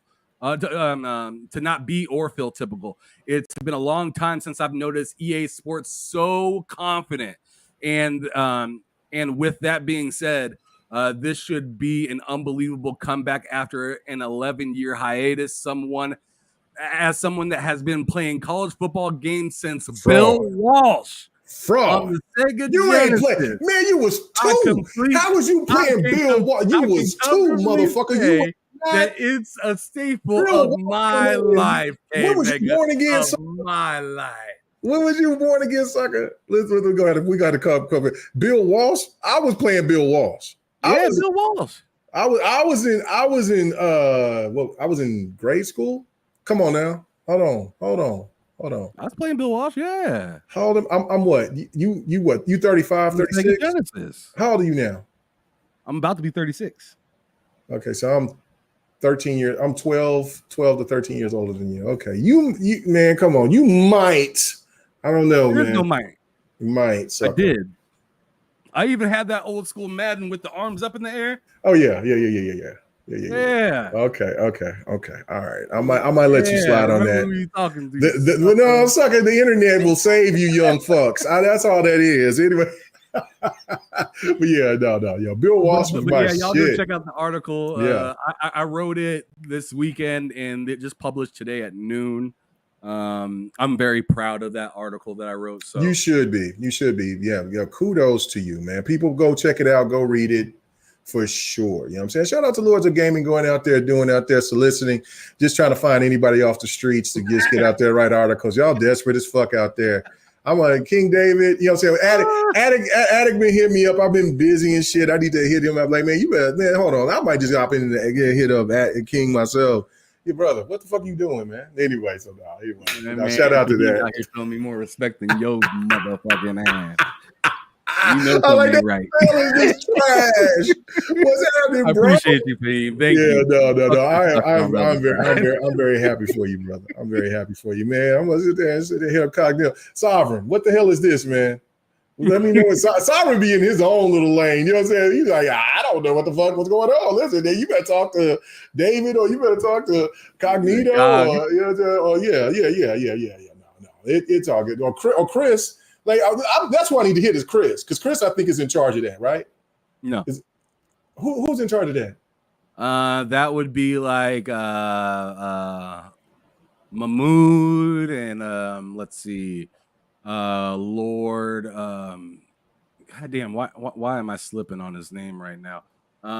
Here I can just see it right. Oh, don't worry. No, I'm just fucking with you though. I honestly don't worry about that. But anyway, no, I just Lord Peter. Also like Flame. Okay. And shit like that. So yeah, no. I'm just fucking with you. I know you are, but I got business. I know. Stand on it. Shit. Like you made you ain't getting no article from K Mega. That shit gonna be short. You get a paragraph and a half. This shit hot. This shit ain't. This shit is what I'm looking for. I don't give a fuck if you like it or not. I'm out. Peace. Click. That's it. Hey, when Chris hit me up, Chris hit me up. He was like, "Hey man, I want to know about your history in gaming." He says, "Make it about 3-4 paragraphs." So I think I gave him 1 paragraph, bro. Man. I'm dyslexic. On top of that, I ain't trying to write all that shit. I ain't doing all that. No, I ain't doing lectures and shit. I did that shit in college. I ain't doing none of that shit no more. That's why I ain't going back to college. But I am very, very, very happy for you. It's outstanding. I love to see when my brothers do this shit, brothers and sisters. You know what I'm saying? Because listen, I gave my shout out to, and I hate that grown. Let me give this shout out to the grown GWG, Lady Infamous, Sharice, El Boogie, Delilah, for hitting over their 300th episode. I was waiting for him. I had a donation and everything for him, and I'm like, where y'all motherfucking chicks at? And they like, oh, we got to postpone. And then that was it, because I had to go to my daughter's graduation.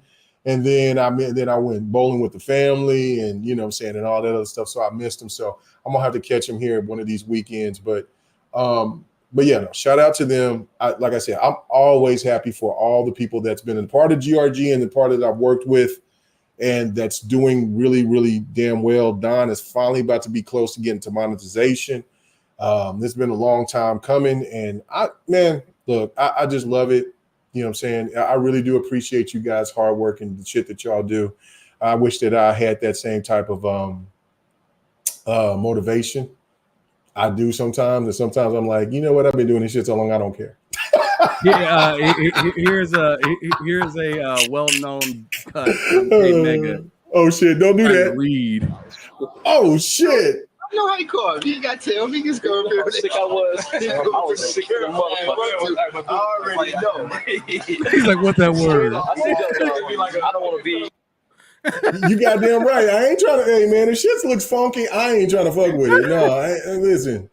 I ain't doing no presentations no time soon. So it is what it is. If I got to stand up there and read something to somebody, then yeah, I'll get everything right and squared away. But nah, I'm good. But yeah, it's real good. Real all right, good. so let me go on ahead. Grown Women Gaming. Thank you, Mr. Two Opinionated. I appreciate it. So, so let me go on ahead and give you my thoughts and what I. I just want to say this last thing about I think that they definitely will. If there's a shout out, not shout out, but another shadow release, it will be.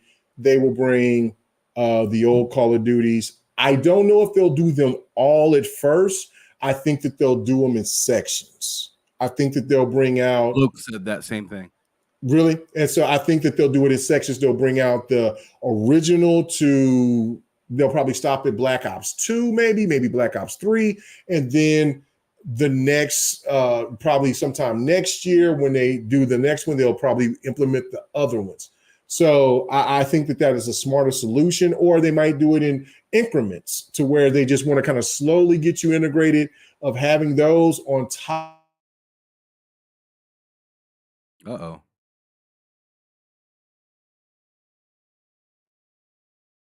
Is K-Mega good? Am I still here? Or is K-Mega the one that dipped out? What's going on? We still live? Okay. Oh shit! He said they sniped K. Oh man, look at that. Man, I told him. I told him that 4080 probably overheated. That 4080 probably overheated. Well, anyways, as this sucker tries to figure out what he needs to get done to get his computer back in action, I'm gonna go on ahead and just tell y'all what my thoughts and the things that I'm looking forward to. And it might not be as exciting as somebody else's, but the things that I'm looking forward to with this Xbox showcase. First of all, let me go on ahead and throw out Flight Simulator 2024. Sure, that might not sound too exciting to some of you guys, but they're talking about adding missions to the game, so it's not just take off and then land somewhere, take off and then land somewhere, take off and land. You're actually going to be able to like put out forest fires and do rescue missions and all different types of stuff that you haven't been able to do in any of the past um flight simulator games, which I know that I'm extremely excited for that. I've always wanted there to be more missions and things to do other than, like I said, taking off and landing in flight simulator. Another thing that I'd like to see that's not like Xbox owned but is confirmed to be going into Game Pass day one is Ark Survival Evolved 2. I know a lot of y'all rolling y'all motherfucking eyes, but fuck y'all. I don't give a shit. That is something that I'm extremely excited for. I want to see what Vinny D has been working on with Wildcard Studio or Studio Wildcard, however you want to say it. Because I know that he put in a lot of playtime in the original Ark. I put a crazy amount of playtime in the original Ark and put a little bit of time into Ark Ascended. It's not really exactly my thing. I like what you just said right there, Mr. Too Optimistic throughout Flintlock, something I completely forgot about, and I was not fin to bring that up. So I'm happy that you brought that up to Mr. Too Opinionated, because that is because after you brought that up now, I'm thinking that that's definitely a possibility to be seen. We definitely have been seeing a little bit of advertisement for Flintlock in the last few months. So I definitely would not be super duper like blown away if they came out with that title. Yeah, Fahim, definitely the Vin Diesel game. Yes, sir. I mean, shout out. I mean, Vin Diesel's been in some pretty good games back in the past. He was definitely in a not the greatest game called I think it was like Car. Like what was that joint called? I got it for 360. I don't remember exactly what it was called, but he was Wheelman. Wheelman was the game that he was in on the 360 that I remember. But I know that he's been in I believe a couple Riddick games, right? So I think that'd be mad interesting to see what Vin Diesel's doing in a game like Ark Survival Evolved, something that doesn't usually have a story, but they're talking about bringing a story to that one. So that sounds nuts. And from what I heard, it's supposed to be kind of like Souls-like combat, but in a massive world. So that sounds amazing to me. But anyways, yeah, like Mr. Too Opinionated said, Flintlock would be dope to see. I'd also like to see the release dates for Avowed and 33 Immortals, as well as an Indiana Jones. It would be really hot to see all of those actually have release dates. That's the one thing that bothers me about Xbox is just like they like to announce a game, but then they will not give you a release date. And if they do give you a release date, you're almost like rubbing your chin, saying, "Are you sure you're ready for showtime with that?" Because look at what happened with Starfield and Redfall, and they delayed Redfall, and look how that still came out. And it's just like, goodness gracious, come on now, Xbox. Let's show the games that you give a damn about some respect. Mr. Too Opinionated hit it again. I was actually going to mention this just in a moment, but Stalker 2 is another game that I'm looking forward to possibly seeing. That game is another Unreal Engine game. I think that's the next Unreal Engine 5 game to come to Xbox, and I'm excited to see what they show off with that one. I've been kind of getting some mixed signals with it personally, because I remember when they first showed it off, I was like, wow, this is amazing. And then they showed it off again, and I don't know, maybe I was kind of just overseeing it because it was supposed to come out like a while ago. I believe it was supposed to come out like back in like 2022. I believe. But then, obviously for the reasons of like things that were going down in Ukraine and Russia and whatnot, obviously they don't need to rush nothing. If they think that this is a comfortable time for them to be able to launch a game, obviously I care about them being able to be happy with the time and just being all around comfortable with launching a game, especially in that shitty situation that they happen to be in. And some of those devs actually had to sign up for the military and stuff like that. It's just a sad story over there. But happy to hear that they're still working on the game and it is projected to come out at I believe I want to say either the end of August or early September. I don't remember off the top of my head when that game is announced, but I believe it is I want to say it's at the end of August. I'm wondering as well if they're going to show off anything that anything like like we were saying, Steady Decay a little earlier, Contraband. K Mega was talking about that. Perfect Dark. Are they going to show anything with that? People Can Fly supposedly was partnered with them. I'd like to see what South of Midnight got cooking possibly, because last year they talked about that, and I'm not expecting South of Midnight to be a massively large or huge game at all, but I do expect to see something from them. Compulsion has been kind of quiet and just working on their game. And they were picked up specifically by Microsoft, unlike Tango or Arcane or whatnot. Just like Ninja Theory, they were told by Microsoft, "Come here, you're part of this team now." So, I mean, I'm thinking that they are cooking up something special, and I'm excited to see what is coming from that. Further than that, I mean, I'm trying to think of some other games that's off the top of my head. I mean, obviously Call of Duty, they're going to talk about that. I mean, it has its own showcase. But with that being said, I'm very much in the same realm of K Mega, thinking that there's going to be some sort of drop of the previous Call of Duties. I've been telling Loke that I think it should just be all of them, and they should just let people play what they want to play. But him and K Mega make a good point of possibly just drip feeding the Call of Duty games into Game Pass and just seeing how stable or whatever. I mean, to me, it doesn't matter, because it's like, if they're all going to go in there, why not just put them all in there? That's what they did with the Bethesda games when they announced, the Xbox Bethesda showcase and whatnot. They just dropped all the Bethesda games in there seemingly very fast.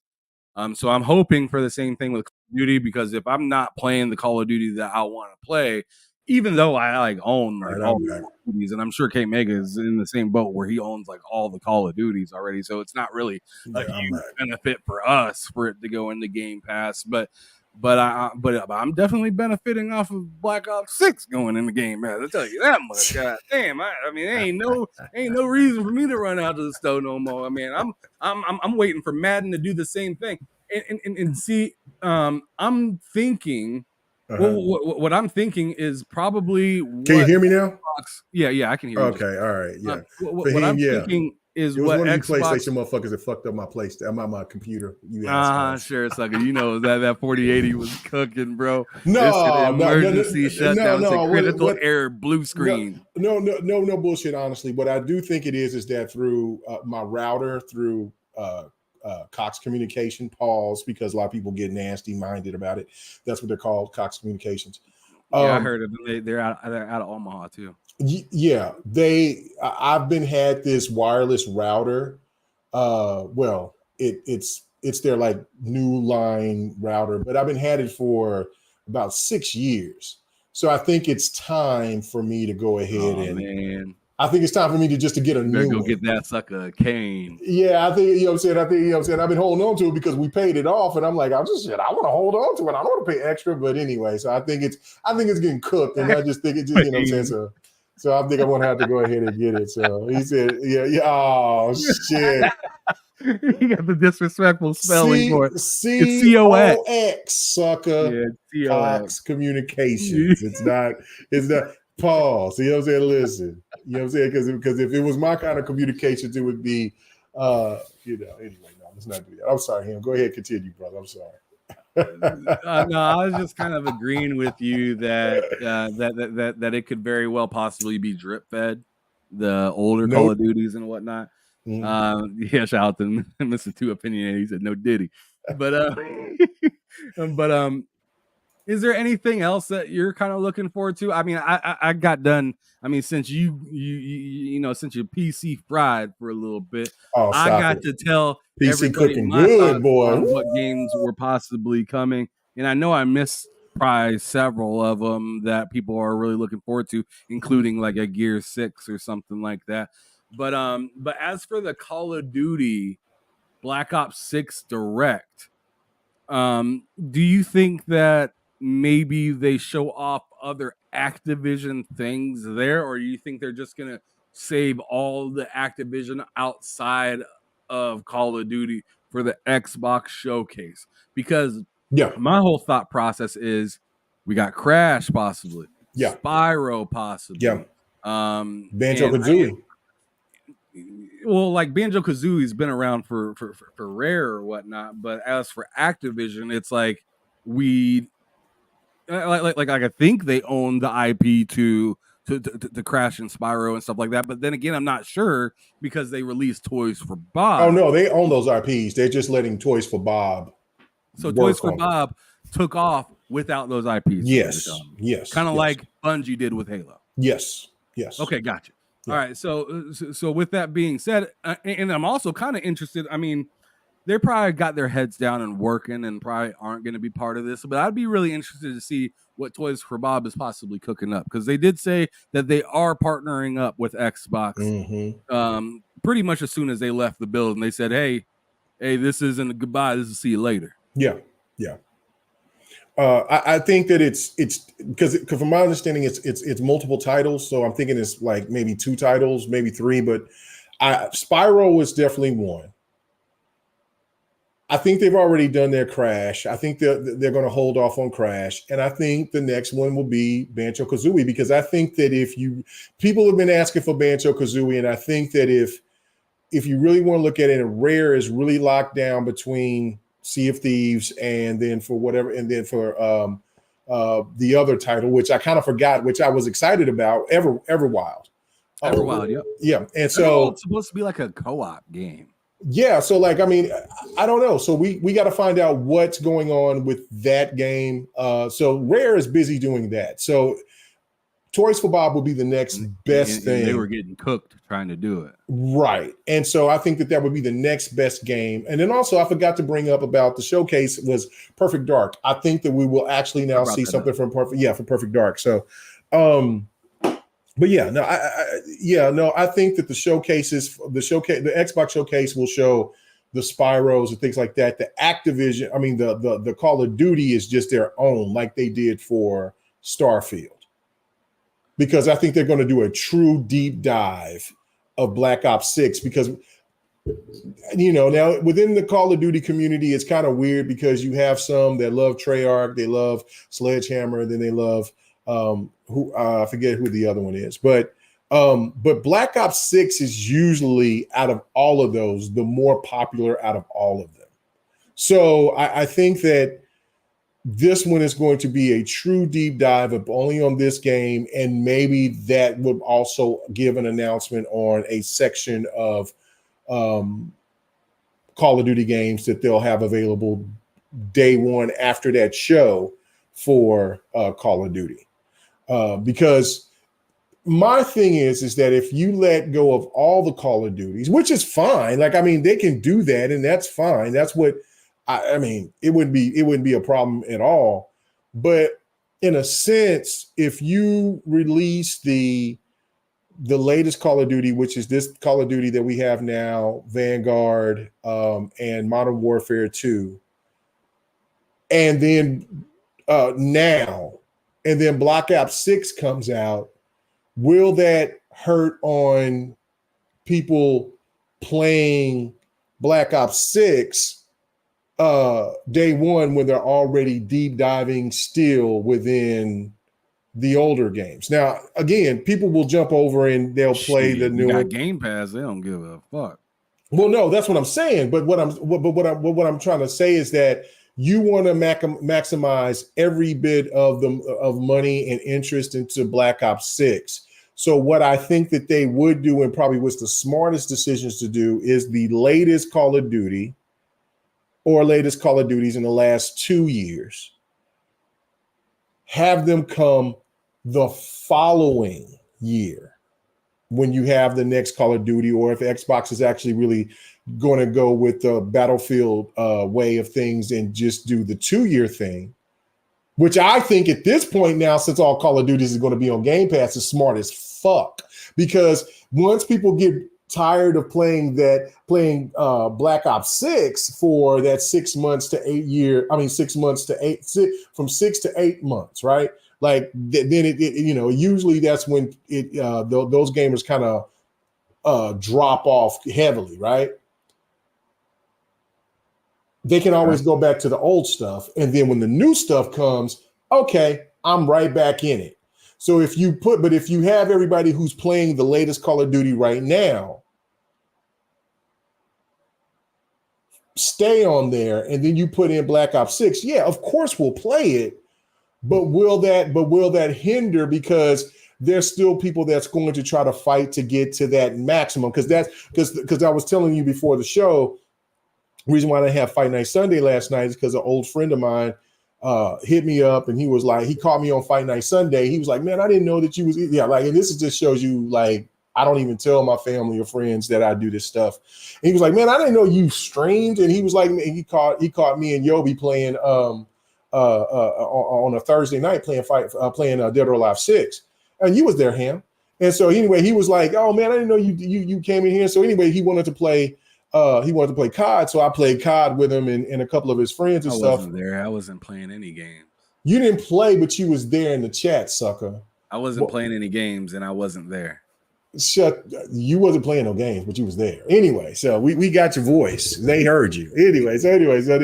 But the reality was, so I was like, no, I ain't talked to my brother in some years, and so I wanted to have a good time. I even played Battle Royale with him and shit like that, and we actually won. It was really crazy. I recorded that. It was wild. And, you know what I'm saying? But it was just fun, just playing with my people and shit like that. But they were talking about like maxing out, like they're like 700 and some plus rating. Like those guys are up there close. They're trying to get to the 800. Like that's all they play is COD, or they may play another game. Like, because he was watching us play Fight Night, they were like, "Leave me alone, Yobi." What'd he say? He said, "Him." It was get him. Play. Oh yeah, he was playing Suicide Squad. That's right. So anyway, long story short is that if those people that are and I'm going to ask my boy Parrish, listen, if they do this, if they go ahead and they put COD on there, he's going to be all for it. He's like, oh yeah, hell yeah, I'll get Game Pass and shit like that. He says, but I'm going to ask him, like, if you want to max out, or do you want the new COD first? And I'm sure a COD player that dedicates themselves to playing COD is going to want to max out first. So therefore, don't bring the other COD, the latest 2 COD, or I would say the latest COD, out until the next following year. So that way they can get enough of that, and then they can come back, and then they can do that and do all that. That's my whole point on that, is that I think that they probably will do it like that. I think it's the smarter strategy. And if the rumors about the 2-year thing is what they really want to do, I think that that's also smart as well. Oh, damn, my camera thing fell out. That's interesting. We have just a couple things that we're going to talk about still. Okay. One thing I wanted to hit on before we moved into the... Yeah, because my wife is cooking steak, sucker. You almost out of time here. Well, we still got to talk about the... we still got to get your take about the Gene Park and the hip-hop thing. Oh, right? Yeah. I'm not done yet, but I was just saying. But before we transition, I just wanted to get your thoughts on this right here. So I retweeted or quote tweeted a post from Xbox era that says, rumor Xbox to shadow drop a game and tease Xbox portable at showcase per XC. And he's the one that actually, I'm assuming, wrote the article about it and whatnot. Mm-hmm. I'm asking you, do you think that they're going to shadow drop a game first? And then second of all, do you think that they're going to show off anything that has to do with that portal? No. I do think that they'll shadow drop a game. That's why I was bringing up replaced. And I think that they will shadow drop some Call of Duties. But I don't think the portal is yet. Maybe, I mean, this is their show, so yeah, it makes sense. But why would they bring a portal now? Like, especially when everybody's talking about the new hybrid Xbox is going to be kind of like what the Switch is. Why would you do that now? So no, I don't believe that. Well, he's talking about the Xbox Portable as in like the hybrid thing. Oh, talking about it to where it's where it's available, where it's going to be available in the next couple of years. No, the hybrid thing that you're talking about is what this person's talking about. Oh, already? Like, I mean, if they're talking about Xbox is trying to bring the new console out in 2026, that just don't make any sense to bring it out to talk about it now in 2024. Like, you know what I'm saying? Like that would be something that you would bring up at the VGAs. Not because listen, this is especially when you have all different eyes from different platforms. Right. Like that's what don't make any sense to me. So why would you do this? Like these that's a great point. These venues, the Summer Game Fest, and I alluded to this last week, is that like my homeboys, they come to me about the video game shit. Even my PlayStation homeboys, they're like, you the game guy. You know, what the shit did you see? What you find out? It's all one category for them. Yeah, right. It's all one category for them. They don't separate the two. You just the video game guy. So because they don't watch that, but they might catch the VGAs because the VGAs garners more outside media attention out of the gaming space. So like you'll see them talking about shit at the VGAs on Time Magazine or the Washington Post or, you know what I'm saying, like those type of outlets. Like they'll talk about it on the news or, you know, Good Morning America and shit like that. They're not going to be talking about Xbox June 9th. They're not going to be talking about the PlayStation Showcase. They're not going to be talking about Summer Games Fest. So that's why I'm like, why would you talk about the portal there when instead you should do it at the VGAs if that's when you're ready to announce that Xbox is going to do a portal. So no, I don't believe that one. I don't believe that rumor. Yeah, I don't. My whole thing is if you read my comment there, I'm just like, are we setting ourselves up for disappointing or being authentic? This type of news makes me nervous because every single time around showcase time, people start to get like wildly out of pocket, and it doesn't matter if we're talking about Xbox, PlayStation, or Nintendo, because just last week people were expecting Ghost of Tsushima 2. People were expecting a Days Gone 2 possibly, and the developer had to shut that shit down and say, "Yo, we ain't even getting advertised anymore." Right. Like Days Gone is just out; it's completely out of the picture. Right, because E3 was the PS5 Pro was going to be shown. Right. E3 was that staged for all of that information to come out because you had all of the media come out to E3. E3 is dead. So now the biggest thing now out is the VGAs. It's not these events anymore. It's not the Xbox. As much as the Xbox's events has been really killer, they've been great, and the Summer Game Fest has been great, and even Gamescom has been great. Or Tokyo Game Show. They don't garner the same attention like E3 did, and the only thing that does that now is the VGAs. So no, I don't see them talking about a portal at this point, when you won't have as many eyes talking about it until, you know, because remember, they could have showed Hellblade 2 at that event, at the last Xbox event, but where did they show it at? And the reveal for the Xbox. Like that would have been crazy, right?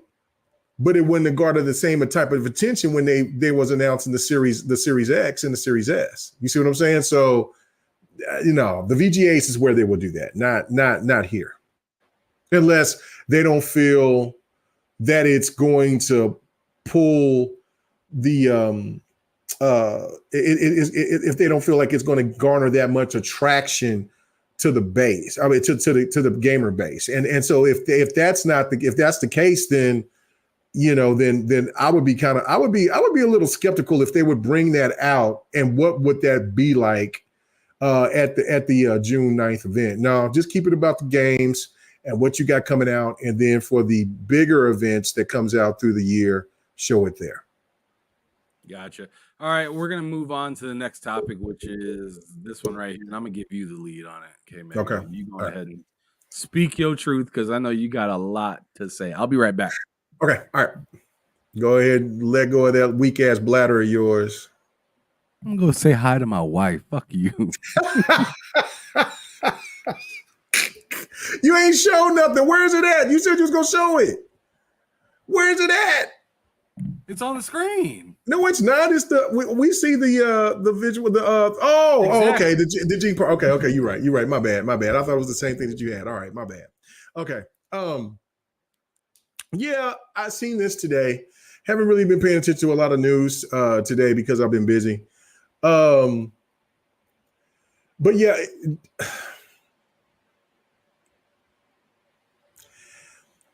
I know that Gene Park is not one of these guys that come out and just always just overly shits on Xbox games and things like that. But I do have a problem with anybody that wants to ask for a free copy of a game.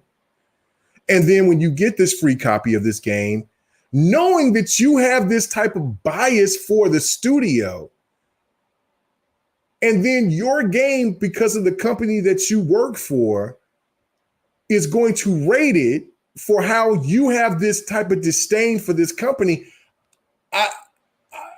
You know what? Like the gaming section in journalism is fucked. It's just not trustworthy. I don't believe in it.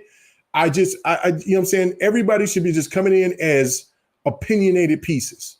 You know what I'm saying? Like if you whatever the kind of like political faction that you watch on, if you do, for like a Tucker Carlson or like a Rachel Maddow or from like, whatever, right? Those pieces are opinionated pieces, right? Like they'll put their facts in places and things like that, but they're still opinionated pieces. It's not like if you're watching a news outlet of some sort. And so when you have a person like Gene Park that says Ninja Theory sucks ass and Xbox was done for buying them, now we know why he scored the game a 63 out of 100. Bro, what the fuck? Why would you listen? This is my truth. I can't stand the Lakers. I do not like the Yankees. I do not like the Patriots. You know what I'm saying? And I have a deep disdain for the San Francisco 49ers. If somebody said, Kareem, which is my middle name, Kareem, we want you to work on a review for the preseason games for the 49ers. I will try to be as honest and real about it, but for every time that I look at that nasty ass red and gold, it's going to be right there where I'm going to be like, bro, I can't stand these motherfuckers. I hate them. I'm a Rams fan. I have a hate for them, not for the individuals, for the people, the staff or anything, but just for the team. I just don't like them. They gross me out. You know what I'm saying? So it's just a different, I can't. So I would tell the person that says, I need you to do this review. I can't do it because I have a bias for the San Francisco 49ers. I have a bias for the LA Lakers, right? That's just me. And so I just feel like integrity is in question. You know what I mean? So when you come out and you got this game free, and then you gave it the review, and then you come out afterwards. And see, I don't know what he rated the first Hellblade. That's the question that I need to know. I don't know. If anybody can find that out for me, please let me know. I don't know, right? But if somebody comes out and tells me that this man gave a higher rating to the PlayStation version instead of the Xbox, then again, that brings in a point of emphasis. It's like you are not only on the take because you know that you have to give PlayStation what they want, but then you come out and give your real feelings when it's on Xbox, when you should have gave your real feelings when. Now, again, if he gave the same type of level, if he gave the same score or less for the PlayStation game, then I'll give him kudos for that. But you should have accused yourself of reviewing this game because you have a bias. Now, if you gave that game a higher score for PlayStation than you did for Xbox, but you have a deep disdain for Ninja Theory itself, the studio, then like I said, you're on the take, you're full of shit. And then because you feel comfortable of telling Xbox, I hate what you did by buying this company, I'm gonna flag your ass for this. And it's gonna hurt the overall game and the studio for them having a chance for them having a potential game of the year. You, sir, should be looked at and evaluated for your job. Like I said, like people trying to give me this, well, he's fair and this and that. When you come and you do a review for a fucking game, when you say that you are not a fan of the game or the studio, you have a legitimate integrity issue. You're not giving a true, fair analysis for a game that you already touting that you don't like, or a studio that you just don't like the games that they make. And there's nothing wrong with that. He's human. I'm not saying to go shit on the man for him being honest, but why was you not honest when PlayStation had an exclusive at first? That's all I'm saying. And this game is a candidate for Game of the Year. Go play it. Experience it. It has all the right ingredients for a game to be nominated for Game of the Year. It will win awards. I just don't know what awards it'll win, but it'll win awards. So, yeah, no, there's no cap to that. So, again, I respectfully have a problem with anybody that will receive a free copy of a game, and then for the company that he works for, or if he's a freelancer that works on his own, and you take that free copy knowing that you have this type of problem with that game, then you can't be looked at. And even with you give a higher score to an Xbox game than whatever, I don't give a shit about that. Your integrity is in question, sir.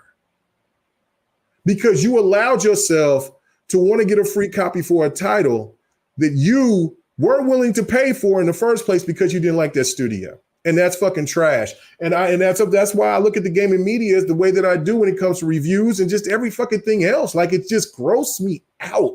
Why would you do this? Like, it's just like it goes back to me being angry about that one guy that told me I needed to get a life because I said that Hellblade 2 was a masterpiece, and he was a journalist that told me I don't know what a masterpiece was. I didn't come to him and tag him and say, oh, look at what I'm saying. He comes to my feed and tells me that. And as a grown man talking to another grown man, you don't fuck with me like that. You out your goddamn mind, bro. You know what I'm saying? You don't tell me we ain't in no world of compliance. I don't give a fuck what you think. I'm telling you what I think. And if you don't care about it, you should shut your fucking mouth and don't open it. You know what I'm saying? Go out there and talk to your constituents and to the people that sit there and dig ride for you over there, but do not come and tell me anything and think that I'm going to comply to anything. I don't kiss nobody's ass in this industry or anybody in these podcast streets. I do what I do and I say what I say. And I mean it. So again, this right here for me does disturb me that this man would allow this to happen knowing that he has a problem. Because like I said, overall, for things that I do not like if I had to do a review or something for a battle royale game, are you going to trust my review? I don't like battle royale. I would just say, no, man, Ham, do you like Battle Royale? Or anybody else in the chat? You know what I'm saying? Mr. Adams, do you like this? Do you like a Battle Royale? You know what I'm saying? Lady, Lady Foxfire, do you like Battle Royale? You know what I'm saying? Yobi, do you like Battle Royale? I will let you get the credit for your review, because there's no way in hell that I'm going to allow myself to put myself in a position to lie to the people that I'm trying to tell the truth for. So that's just my bottom line on it. I think it's disgraceful. I really do, honestly. Okay. Yeah, I mean, my whole thing on it is, it's just like, if you, I'm with you on the whole thing about, like, if you have this much disdain for the studio, then why put yourself through that? Yeah. Like for me, I know that I don't like Fortnite. Mm-hmm. So if I was offered a code by Epic to play Fortnite, I'd probably be like, no thanks. Because I know that when I go into this, I'm not going to enjoy it, and I don't want to further worsen at all my relationship with them. So just to be safe on my side and their side, hey, you might want to pass that to somebody that will actually give it a chance, because I'm going to jump in and hate it in 5 minutes. Right. But at the same time, he's still like a big figure within like gaming in as a writer and stuff like that. So, I mean, maybe he felt that, because think about it, a lot of people do stuff for click purposes and whatnot. And this was a perfect opportunity to be, kind of standing your ground on what you said before. Yeah.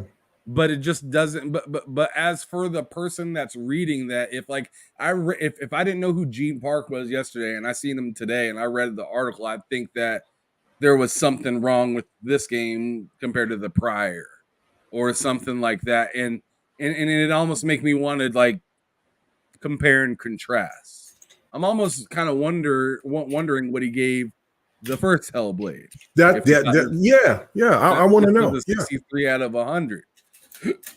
So but yeah, it is weird a little bit that, like, if you go into something not liking it, like, why should we feel any type of way if you say, oh man, this sucks, or I don't like it or whatnot? Like, I don't know. It just, to me, I guess you're being honest for yourself and your community, but I don't know. It just, it seems a little forced, I guess. And that's what I don't like about it, is just the whole force aspect on it. But hey, everyone's gonna have their own. Everyone's gonna have their own score for it. I gave it a 9.25. I thought Starfield was 9.5 for me. Perfect. Personally. So I mean, to Adam's point, Shafil. Mm-hmm.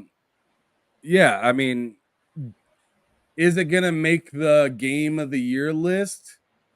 It's a possibility. It's an absolute possibility that it doesn't, because there's still a lot of games to come out for the rest of this year. It might not even be the best Xbox game this year.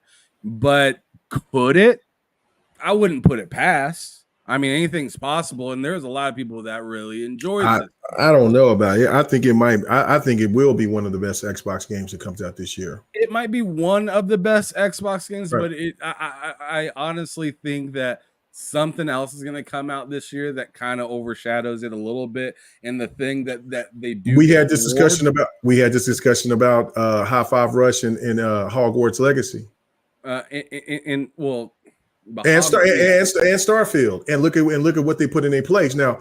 And we would all contest that all three of those games should have been nominated instead of at least two of the games that was nominated last year. I'm sorry. Yeah. You know what I'm saying? Like, that's what I'm saying. Like, you know what I'm saying? Like, it might not make that, but it's going to win awards. Like, Hellblade's going to win awards. Will it win? It's going to win awards. Yeah, it's going to win awards because to me, there's acting, no sounds, graphics. I mean, my personal game so far of the year, which I know a lot of people would disagree on me. Right. I don't give a fuck because I'm not them and they ain't me. Is Suicide Squad so far, just because of how much fun and like. That's fun as hell. We're like, I'm probably gonna hop into that game right after I get off this podcast. To be honest, see, might eat something real quick and then hop right on to. Yeah, I'm gonna eat this steak. Boy, that shit smell good. Lord, man, I hope that shit cold. But anyways, she cooking it fresh on the wall. I got that garlic butter on it. Like, Lord, what a best them biscuits. Ooh, Lord. Anyway. I hope your dog eats it. Briggs get his ass beat. You know what I'm saying? Listen, I'm about them ass whoopings. I don't give a fuck about the new generation and what it's abuse. Yeah, you gonna get that work. Oh my goodness! Somebody call the police. You better not touch my steak. You got all the good dog food and shit. You get more treats than I do. There ain't no way. You better not touch my steak. I could see you snarling at your own dog. Oh, I'll snarl at it. Yeah, like I'll look at. You get them canines out. You look at me like, what are you doing? Let me. I'll bite your big ass, and then you ain't gonna be snarling no more. Anyway, oh man, I love. But all in all, you know what? I think the time that the script flips is when, like, because in my opinion, I felt like it was kind of like a train to hop on a little bit, where it's like, oh, there's all these other people giving it negative reviews. Well, this opens up the door for me to just shit on it, right? Yeah. No problem. I think if everybody else was giving it high scores and whatnot, he would have maybe followed suit with that and gave it like maybe not a 90 or something like that, but like an 82 or something like that. But it did get high score, and that was what was crazy to me. IGN gave it a 9. I'm talking about across the board, not just with up and down with some people. And that's the thing that bothers me about that, because so many people are so disappointed with Final Fantasy Rebirth, but it got 10s and 9s. And this is from PlayStation people that's played the game. I'm watching them, and they're playing this. They'll show gameplay. You don't see people talking about that game to the degree of what they're talking. And then when they do talk about, for the people that's already beat it or that's been playing it, put many hours in it, they just say it's flat. It's no better. It's not better than Final Fantasy VII Remake, but they got 9 and 10s. And that's why I have the biggest problem of that, where if other people go out here and do it, and there was something that like Mr. Adams come out and says about, well, Maddie and well, you know what I'm saying? Well, somebody's brought up Maddie. It might have been him or Fahim or whatever, but they talk about Maddie. I don't know Maddie, and I don't care about Maddie's review. I don't care about Fawn's review. Fawn already said Fawn's don't even like, and Fawn's is not an Xbox guy. Fawn's is a PlayStation guy. You know how I know? Because I'm the one that started Fawn's podcasting career. You know what I'm saying? Go check out the GRGs. You know what I'm saying? So let's not. I don't give a fuck what Fawn say about that. I don't give a fuck. So let's stop that. That's one of the reasons. I'm not going to say it's all. Yeah, come on, man, stop this. That he was very much welcomed onto RDX because he had a different sense of opinion. Right? Yeah, Fonz is he's great for the situation. Great voice, everything. Like, but I like Fonz. Sometimes he gets out of pocket. No. Yeah, and that was the thing, and that's what I liked about him, because him and all day, and that's why I brought him. That's why I brought him on the GRGs, because of the fact of I wanted that PlayStation presence so they could give a different analysis about what it. I don't like. That's what I'm saying. I love pushback from people. I love it. I welcome it. I don't want a whole. He has a good radio voice too. Oh no, he's got a great voice, like Infamous and Delilah, man. I'm like, listen. What about K Mega's milky voice? Oh no, stop it. What do you mean? And they were just like, shut up. I'm like, I'll just shut up and take it. No, anyway, but shout out to Fonz. I love Fonz. Like, you know what I'm saying? But Fonz didn't like the first game. So why the fuck would I care about what he did? And then Yobi said the exact same thing in the chat. Yeah. You know what I'm saying? Like, he didn't like the first one. Matty, I don't know the dude, right? Like, and you know what I'm saying? And so, like, listen, it's not no disrespect to his prowess of what he is or whatever, but I know what I played.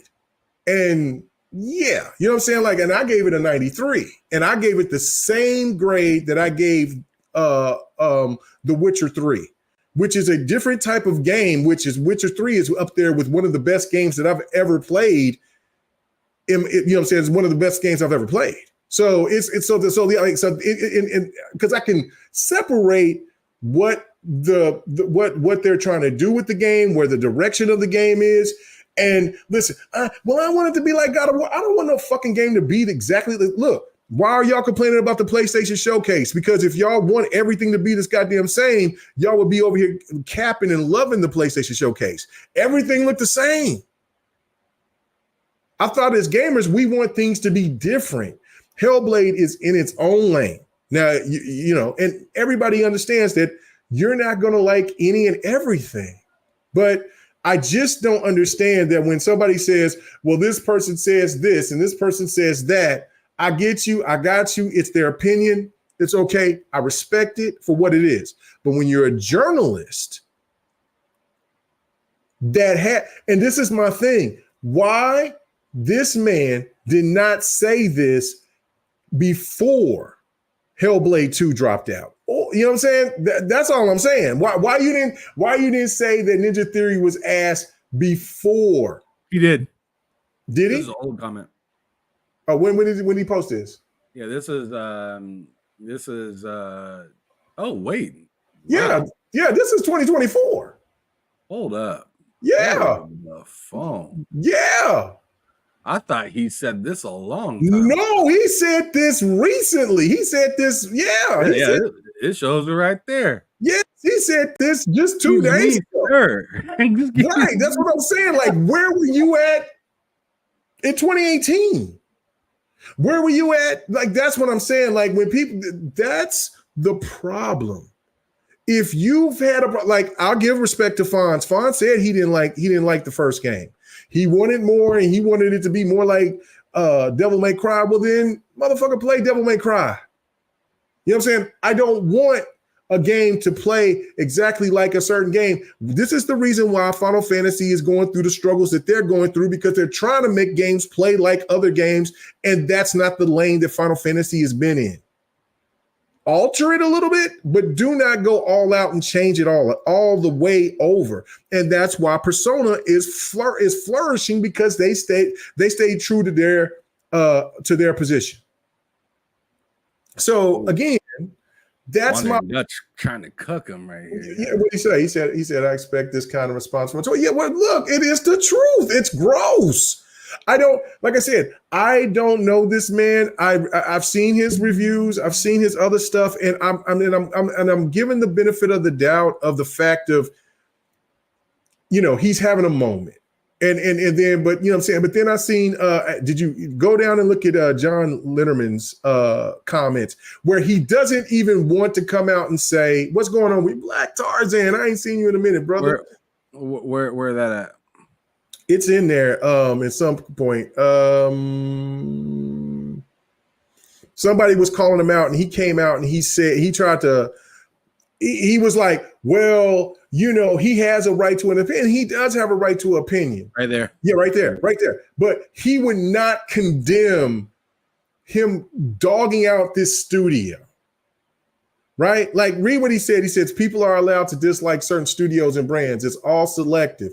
I look at studios like, say, Riot, and you can say that I generally do not like any of the games. For instance, despite immense popularity, being clear about what you like and don't is good. Right.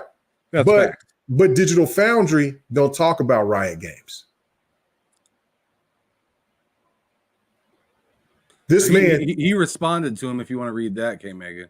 Oh yeah. You know, he said it seems that you missed the point of my post. Of course, people are allowed to dislike certain brands or studios.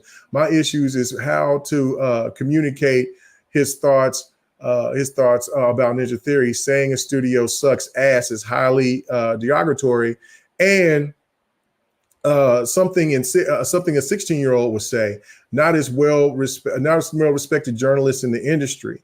His assessment of Ninja Theory is over top, considering they clearly don't suck. And I found his remarks to be a bit bullish.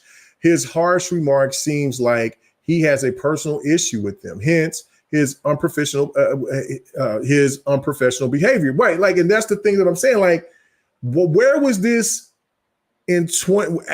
after the first Hellblade, or where was this under? And I don't know how long he's been doing this. I'm sure he's been doing this for a while. He's an older gentleman from Hawaii.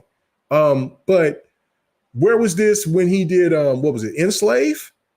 Where was this then? Like, that's what I'm saying. Like, I mean, if I can find you saying how bad you do, or where was this after the DMZ, after the Devil May Cry version of Ninja Theory? Well, after Ninja Theory's Devil May Cry, was it after that? Well, like, where was this at? We haven't seen this level of disdain before. So why now? And to me, it's kind of like, that's foul. Like, I can't trust you for anything. And like, that's what I'm saying. Like, John kept on trying to skip the fact that this man just shitted on a studio. You know what I'm saying? And he's like, here's the problem. When people are coming at you, you may aggregate their post and response. I know this well. Yeah, that's it. That's what I said. He said, I know that, he says, I think that deserves considerations when judging the situation. No, fuck no. Listen, it goes back to having a thick skin. We're grown men and women. We're grown men and women. I get called all different types of names. I've had people come after my family. I've had people disrespect me. They had people call my jobs. I had people go after my kids. I had all these people say this just because I am an Xbox guy. And I still podcast and I still do the shit that I do. And when I get into this chat, I still have somebody that comes in here and they'll say some of the craziest shit. Not as bad as it used to be, but still, regardless. And I still have people that may come after me and say videos and shit like that or whatever. The point of the matter is that I don't give a shit. I don't give a fuck about you being mad at me, about me giving my opinion. So if you had this opinion in the beginning, be a man, be an adult, and say that shit before you ask for a free copy of anything. You know what I'm saying? Listen, it is what it is. There's no ands, ifs, buts, ands about it. Like, it's just being real. You cannot sit there and get in here and then, oh, this studio is bad, but you gave a review after getting a free copy. You're trash for that. And your integrity is shooken for that. And I don't give a hell what it is. You can block me, but it's just what it is. If I have the integrity as an adult to tell you, if there's something I don't like it and I don't want to do a review about it. Well, if the company is trying to force me to do something, then that's a bigger issue. And that's something that needs to be addressed.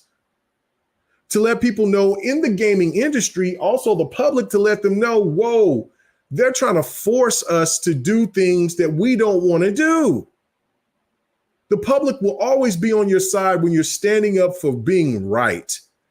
It's only the fuckers there's only the fuckheads that sit there and will allow you that will just say anything, that will like anything that's negative because they just want to be negative.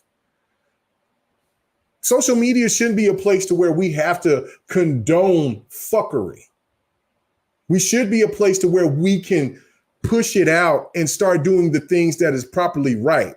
But if you keep condoning this bullshit, then it's going to happen to you too. And when it's in your backyard and then you start crying, I'm not going to say shit. I'm going to just sit there and let it cook. Because all you did when this situation happened, when we were talking about a certain game, oh, well, it's just that, it's their opinion, blah, blah, blah, whatever. Okay. It's going to happen to you eventually. Third-party games don't count. Right. Yeah. These, you know, it has to be all first party, where Xbox ain't got no games. And now it's the other way around, where it's like, they're like, third-party games count too.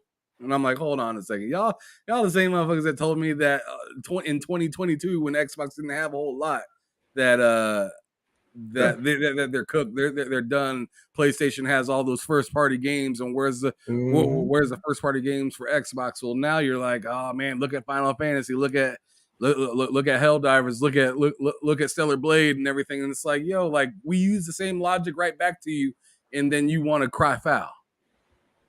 No, it doesn't matter. You are a professional. You get paid for this. That's the thing. Like when somebody comes out here and they get all mad, like content creators can somewhat get away with it and talk shit back.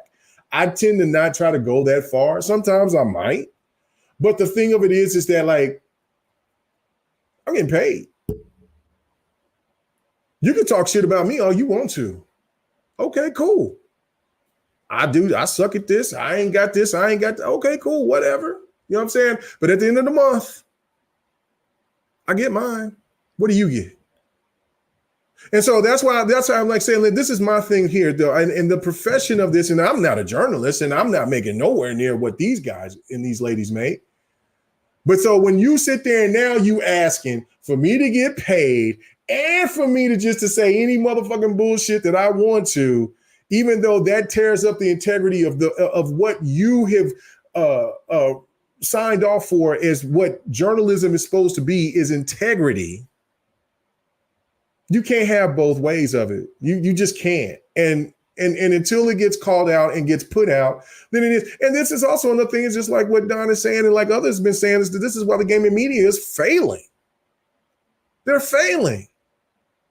How can you sit there and you go after all these other companies, particular companies at that, about layoffs? And I'm not just talking about Microsoft. They went after other companies as well, EA and others, right? But then when it comes to your layoffs and then Take-Two's layoffs and Sony's layoffs, nah. You know, again, I've seen the writing on the wall for a very long time, and before there was even making this word up, Xbox tax and shit like that. It's just the way that the system is it's rigged, man. It sucks because, like, as a person that used to go in and look at reviews and listen to reviews back in the days where people let you think for yourself. If you pay attention to reviews, very few people now do it. They tell you what you should think about this game. They don't leave it in. They don't leave they don't leave it open for you to make the decision after they gave their thoughts about their review for whatever game. They're just telling you, you comply, you listen, and you do as I tell you to do. If you don't believe me, just go and listen to the most of the reviews that you see. They're not telling you, hey, you figure it out. You got to make the decision on your own. You just comply. So that's all right. You do you. You do you. I just know better. All right. Well, lastly, last topic that we're going to end on today. What did you have something to say? No, I was just saying what up, Michael Turner and Black Tarzan. I just wanted to get this point. And then also what Richilli said, he was really right about that. He said Final Fantasy is the most successful Square JRPG. Star Ocean is way less popular. They decided to give Final Fantasy the Star Ocean gameplay, which I had it up there earlier, which he was absolutely right. But to Black Tarzan, when he was saying he was feeling some kind of way, maybe emotions was in it. Again, you have to have thicker skin. You're making money. See, like, again, when somebody calls you broke and you're making money and you get mad about that, what the fuck is wrong with you? Yeah. Okay, I'm broke. Cool. Let me go ahead and let me pull out my motherfucking wallet. I said it last week. Get this, we can flip this money on their ass while they telling me you broke. You right. I'm broke. I said this last week, hey, Mega. Let's go. The destruction of journalism in gaming is more or less on themselves than it is anybody else. Mm-hmm. You are acting as a basic YouTube content creator and not not really setting yourself apart to be that utmost upper echelon type of person. You sound just like facts.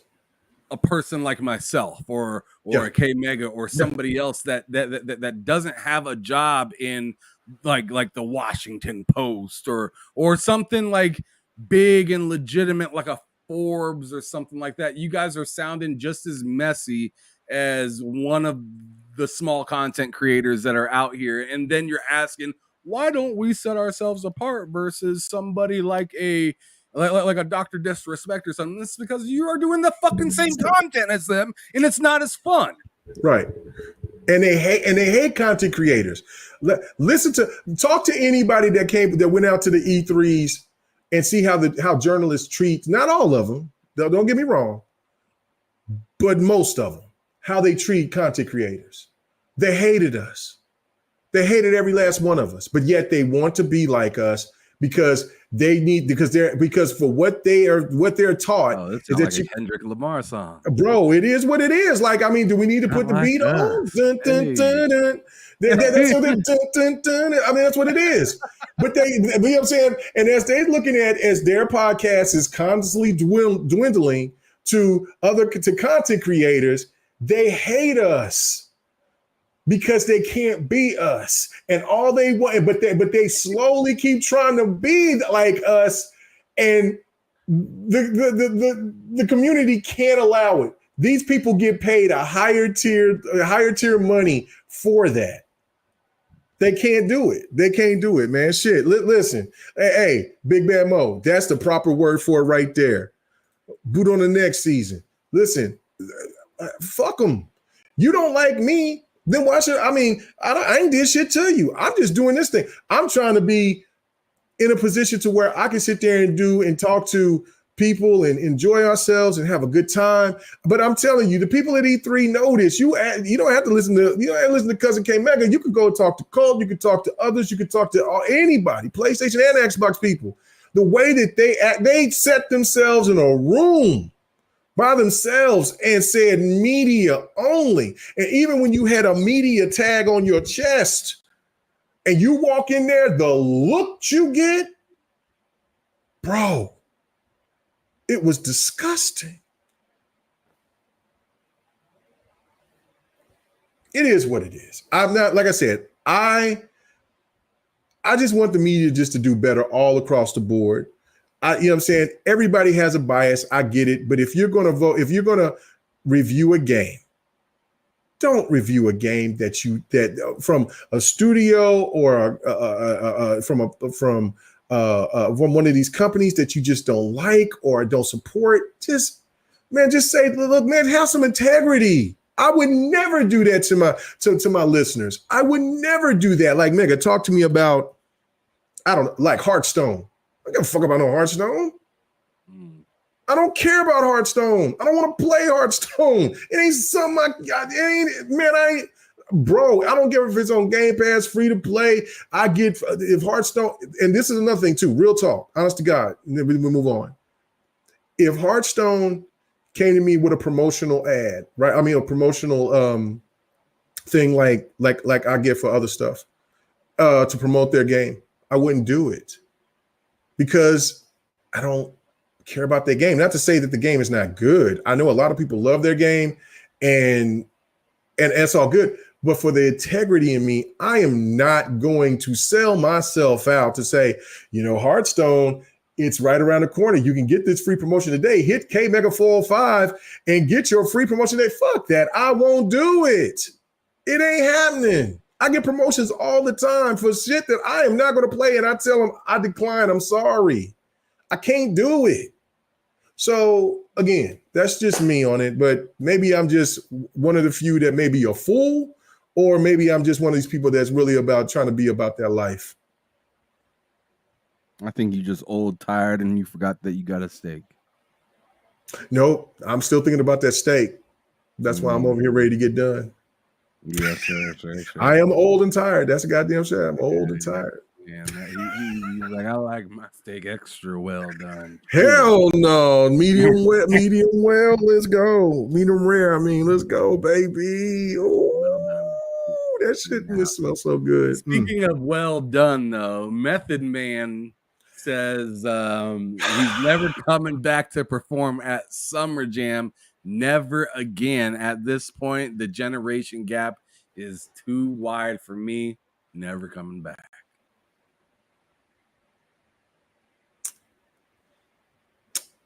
Hip hop is cooked, brother. I don't know. Hip hop is cooked, bro. Traditional hip hop is cooked. Yeah, traditional, but no hip hop. Listen, Ham. I don't know how many concerts you've been through. I in my youth, Not I've been that many, to be real. In my youth, I went to a lot. I went to small, went to big. In my youth, now when older, no, I haven't been to a lot.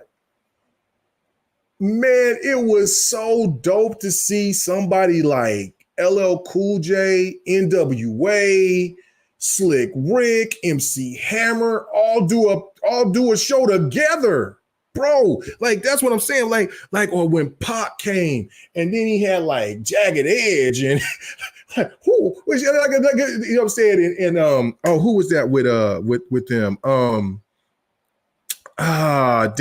It was Teddy Riley group, the one that all I want to do is zoom, Rex of Effect, bro. Like that's completely different shit. Like Jagged Edge does not match Tupac nor or Rex in Effect. You know what I'm saying? Like so, or when I went to go see Das Effects and then go see Das Effects, it was Das Effects. Oh my God, what? Oh my goodness. De La Soul and Gangster Nip all in the motherfucking same show, bro. Can you think about the Gangster Nip with Das Effects and motherfucking De La Soul? Those are like three different genres of rap. That's what I'm saying. I went to all different types of concerts like that. Now maybe they were just like, oh shit, we going to Oklahoma, man. Shit, this is a small venue. Fuck it, let's go. You know what I'm saying? Let's make some money off these motherfuckers. But I loved it. You know what I'm saying? Like, and I went to them, or like, you know what I'm saying? Like, how is it now that you can't have Method Man and Redman, two respected OGs in the rap game, come in there? Right, Houdini is fire, bro. Listen, anyway, you mean to tell me that Method Man and Redman can't come out there with Sexy Red and fucking listen, I'm not a fan of Sexy Red either, but whatever. But I am a fan of some of the people that they had there. I don't fuck with a lot of the. I don't either. Like even the new rap that I do like, I know that it ain't like it ain't like it was. No, it's like not. It's just like something that gets me by. It ain't like it was where like and keep in mind, like rap nowadays, it's like I pick a song, I don't pick an album anymore. Right. It's like this. Like there's like I haven't bought an album in a minute. Yeah, unless it's I'm trying to think of the last album. Usually it's like 2 or 3 songs off an album that's hot, and it's like very rare that I get a front to back album where I'm just like loving it. Yeah, I'm trying to think the last album I bought, and I was on cut. I was buying albums like out the wazoo, and then it just kind of slowed down after 2022, 2021. It was probably right after COVID. So what was that, 2020, 2021? No, it wasn't right after COVID. So I'll say 2021 because I think COVID was 2020. But regardless, COVID was 2021. Okay, 2021. Yeah. So it was right after COVID that I kind of slowed down about it because the music just, and listen, I thought the best thing that happened to the rap game here lately was the rap beats between Drake and Kendrick Lamar. You know what I'm saying? It got too personal, of course. I and then people got too biased on the shit. Like, oh, Kendrick just swept. No. Drake hit him with that one cut, with that one. I forget what it was called, but yeah, he hit him. He cut him. And then the song that everybody liked the most with the beat, you know what I'm saying? Like it was cool, but I didn't think it was all that. But the other song that Kendrick Lamar came with that was just solely disrespectful. I'm like, God damn. So, Kendrick Lamar won the overall battle, which is great that we had these battles, right? But it you know what I'm saying? I'm over here looking at rap disses like who was it? What's her name? Because she was on the headliner of this show that with Method Man and them come. Doja Cat. Doja Cat's doing a diss album of her father. Bro, why you didn't do a diss album of your father back in the days? Why are you doing a diss father of your father if your father was like that? Like, I just don't know. Like, me and my wife was talking about this Saturday because we was listening to, because I turned it on to Double XL, the hip hop station on Sirius Radio. And I was like, oh man, because we got finished bowling with the family and she didn't want to go home. And I'm like, let's go hit a spot. And it was fucked up because then for a minute, like, yo, what's the spot? What are we gonna go to? We old now, like shit. So we found a place. We went to a bar, but it was like shit, the old spots that we used to go to, what kind of music they gonna play, how's it gonna be, what's it gonna be like, and shit like that. And it's just weird. Like it's just the one thing with hip hop through its history that you had all these genres of hip hop that you could go through. Like you had your conscious rap, you had your gangster rap, you had your pop rap, you had, you know what I'm saying, your trap rap. You know what I'm saying? You had all these things, right? But everything is this fucking same thing now. It's like no originality. And then the people that do have originality, they don't have no voice anymore because the streaming market has taken over and people don't buy albums like they used to, like you said, Ham. So it's, to me, it's like, if you can't get hype for Redman and motherfucking Method Man hitting a spot, bro, and you know what I'm saying, because that's just love for hip hop. Like when, like I ain't never seen Houdini live. I wish I did see Houdini live back in the days, but if like, just say that there was something that came out here recently, and let's just say, and I might be saying this wrong because I know one of those dudes passed away, Quavo or whatever, the Mythos or whatever, and they came through, and let's say, I'm trying to think of an old time rapper that came, like Nelly came through. Like, I'm not the biggest Nelly fan, but I'm gonna respect the game. Like all these hits he that had Nelly full albums of hits, right? Like you mean I ain't gonna get crazy when I hear Hot in Here, and then like, bro, and you telling me that people's gonna be looking all crazy, Country like Grammar from front to back, bro, was a banger, right? And then you mean to tell me, like, let's just say that like Twister come on stage, you ain't gonna dig. You ain't gonna like 10 Twister albums, bro. You mean to tell me, like, let's just, like, you can't get hype on Twister, or let's say Do or Die pop up on the stage with some of these people? Like, are you killing me? Like, bro, I'm hype. So again, that's where we are in the hip hop space. The Dayton family would rip this generation apart, just bro, and they weren't even that big back in the day. Yeah. So, but see, Big Bang Mo, that's what I'm saying. Like, Mythos might be trash to us, you know what I'm saying? They cool. I got a couple of their cuts, but it's not like, but I can still feel the vibe when I'm at the concert, like, yo, but then when I'm hearing Twitter, I'm like, yeah, this is like, and I blame some of these younger rappers that was trying to dog out the older rappers by trying to say, oh, I'm rock stars and I'm not a rapper and all this the corny shit. But I don't know, man. Like, it broke my heart. Like, it's been breaking my heart, but this truly broke my heart. And this is one of the reasons why hip hop has not had a top 100. What is it? It was a top 100. I don't know if they got something in the top 50, but it was the last time I read, which was last year, I think, that they haven't had a top 100 song in hip hop that year. Like, I don't know what it's looking like in 2024, but that is tragic. That is almost kind of like in a situation of the decline of a music that will turn into rock or turn into the new R&B, because we don't see motherfucking R&B.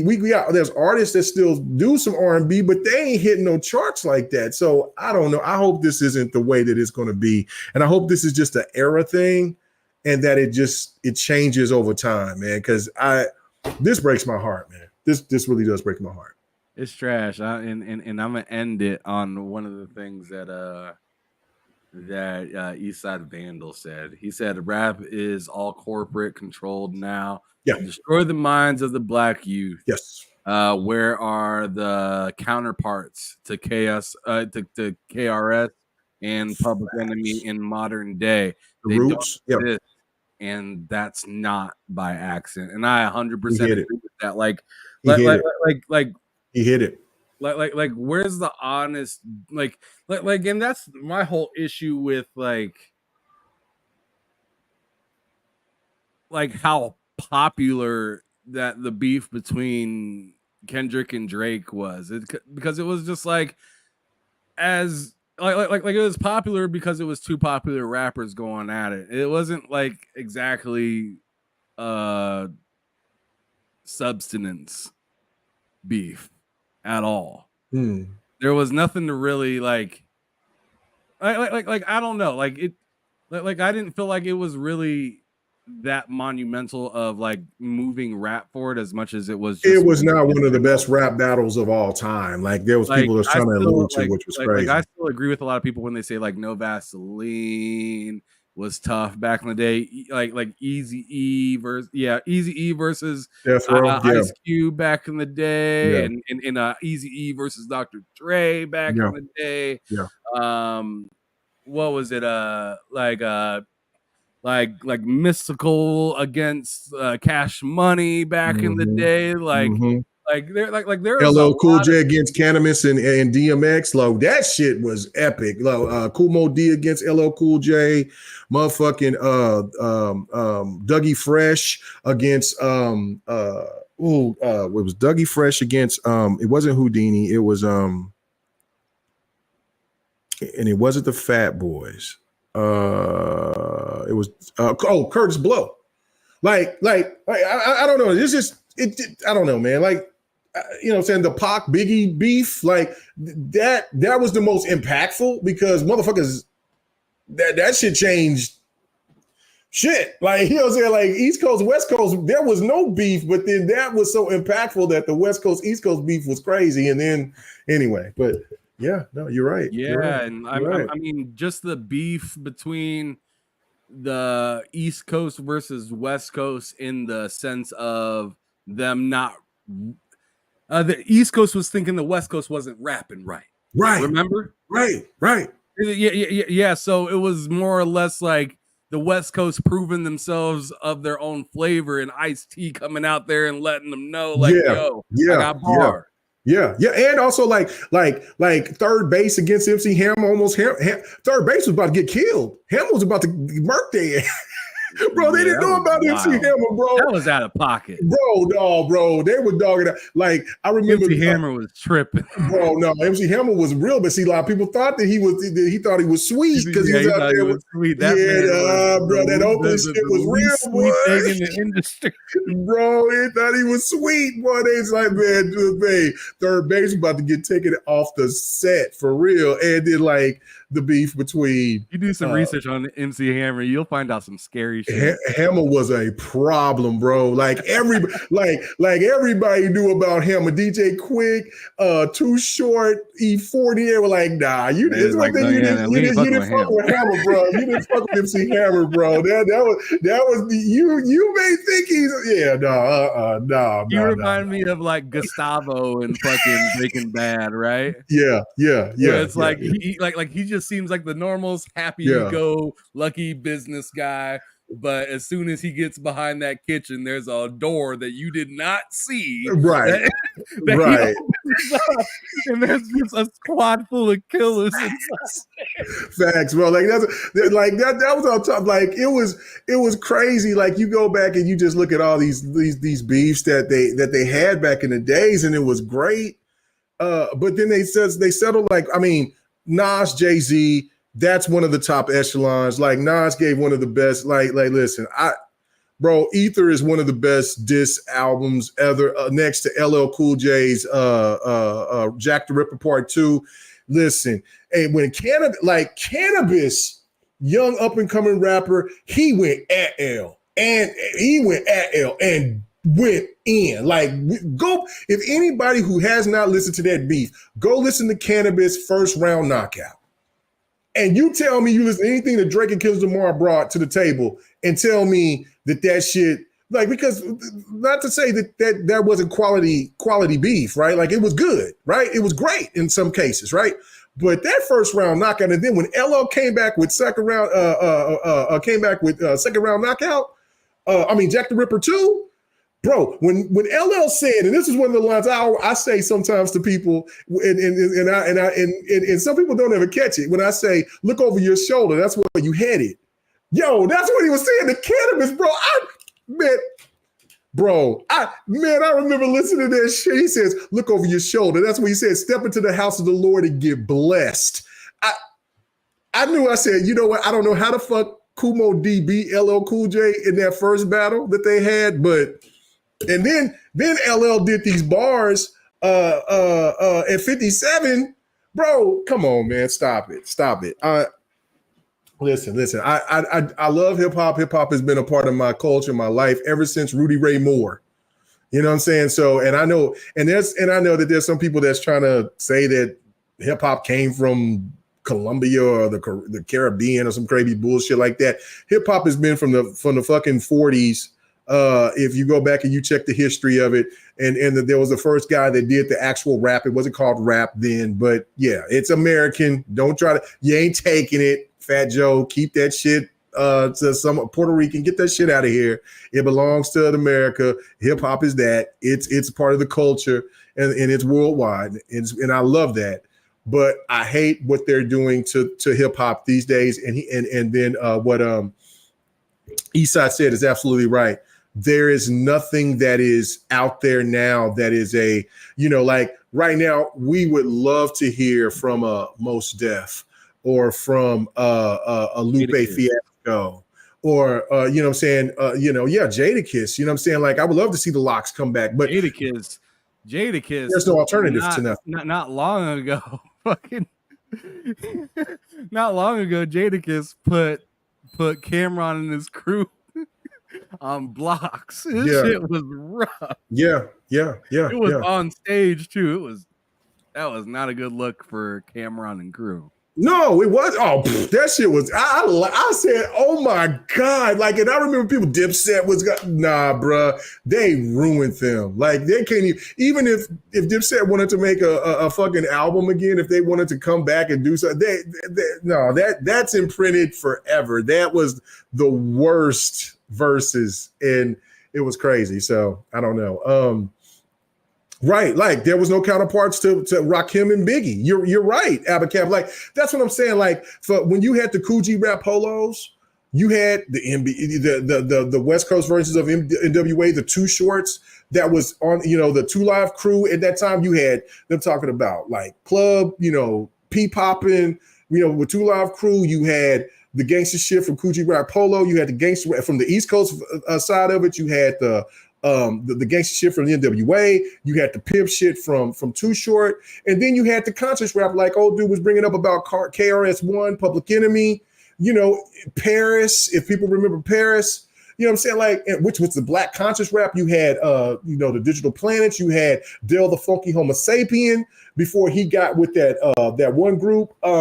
I forgot the name of that group that he got with, which I got their albums too. But then you had like Pharrell with what they were doing, which was, I forget that name too, right? Like, I'm old now. But what I'm saying is that there was so much variety between hip hop is that you could be in that mode to listen to Spice One, and then all of a sudden say, man, fuck that. I'm finna go ahead and listen to motherfucking Diggable Planets or something like, or I'm trying to think of the one particular group that I would always listen to all the time. The one group that sung Mr. Wendell. Tennessee. Yeah. Oh, man. Arrested Development. Yeah, Arrested Development. Yeah, I would listen to them all the time. Arrested Development was dope. Then if I wanted to be on my black conscious shit, I would listen to Paris. I would listen to oh my God, what was the name of that group? They were saying with the keys, sissy, the red, the black, the green. God damn, what is the name of that group? Oh shit. Oh my goodness. I can't think of their name right now, and I apologize for that. But that's the shit that I would always have that separation. Now all of this X Clan. That's it. X fucking Clan. That's it. If I would be on, I would be Paris and X Clan. I'll be on my motherfucking shit. Like, because if somebody, I've had to deal with some shit at work or school or whatever, where some motherfucker would be fucking with me and trying to do some crazy shit. I pump that shit in, be thinking about my shit, whatever. And then I would get up there, and then there'll be my moments where we about to go out. We got to hit the spots or whatever. I'll be on my gangster shit, logistic things. If a motherfucker want to act stupid, I'm like, I'm ready. And then I'm like, okay, I need to calm down. Then I put on some motherfucking, some KRS, what's the Roots, you know what I'm saying? Some Common, some other shit, right? Like, I mean, we don't have to, in today's hip hop, every fucking thing is the same. Everything is P-popping, everything, you know what I'm saying, WAP, or everybody's got a trap house, everybody, you know what I'm saying? Like, fuck love. I just want to sit there and just do this, do that, the third. Like, it is garbage. And then you have motherfuckers talking about they want to pop pills and they want to kill themselves. What are you talking about? Man, fuck that. No, I don't want to kill myself. Like, I remember listening to one of some songs and I was sitting there, I was like, oh, this beat is hot. And then motherfucker, I don't want to live no more. And I caught myself singing. I'm like, what the fuck is that? And I turned it up more, like, what is he saying again? Yo, this shit crazy. Who is that? And then when I found out who he was, rest in peace, he passed away.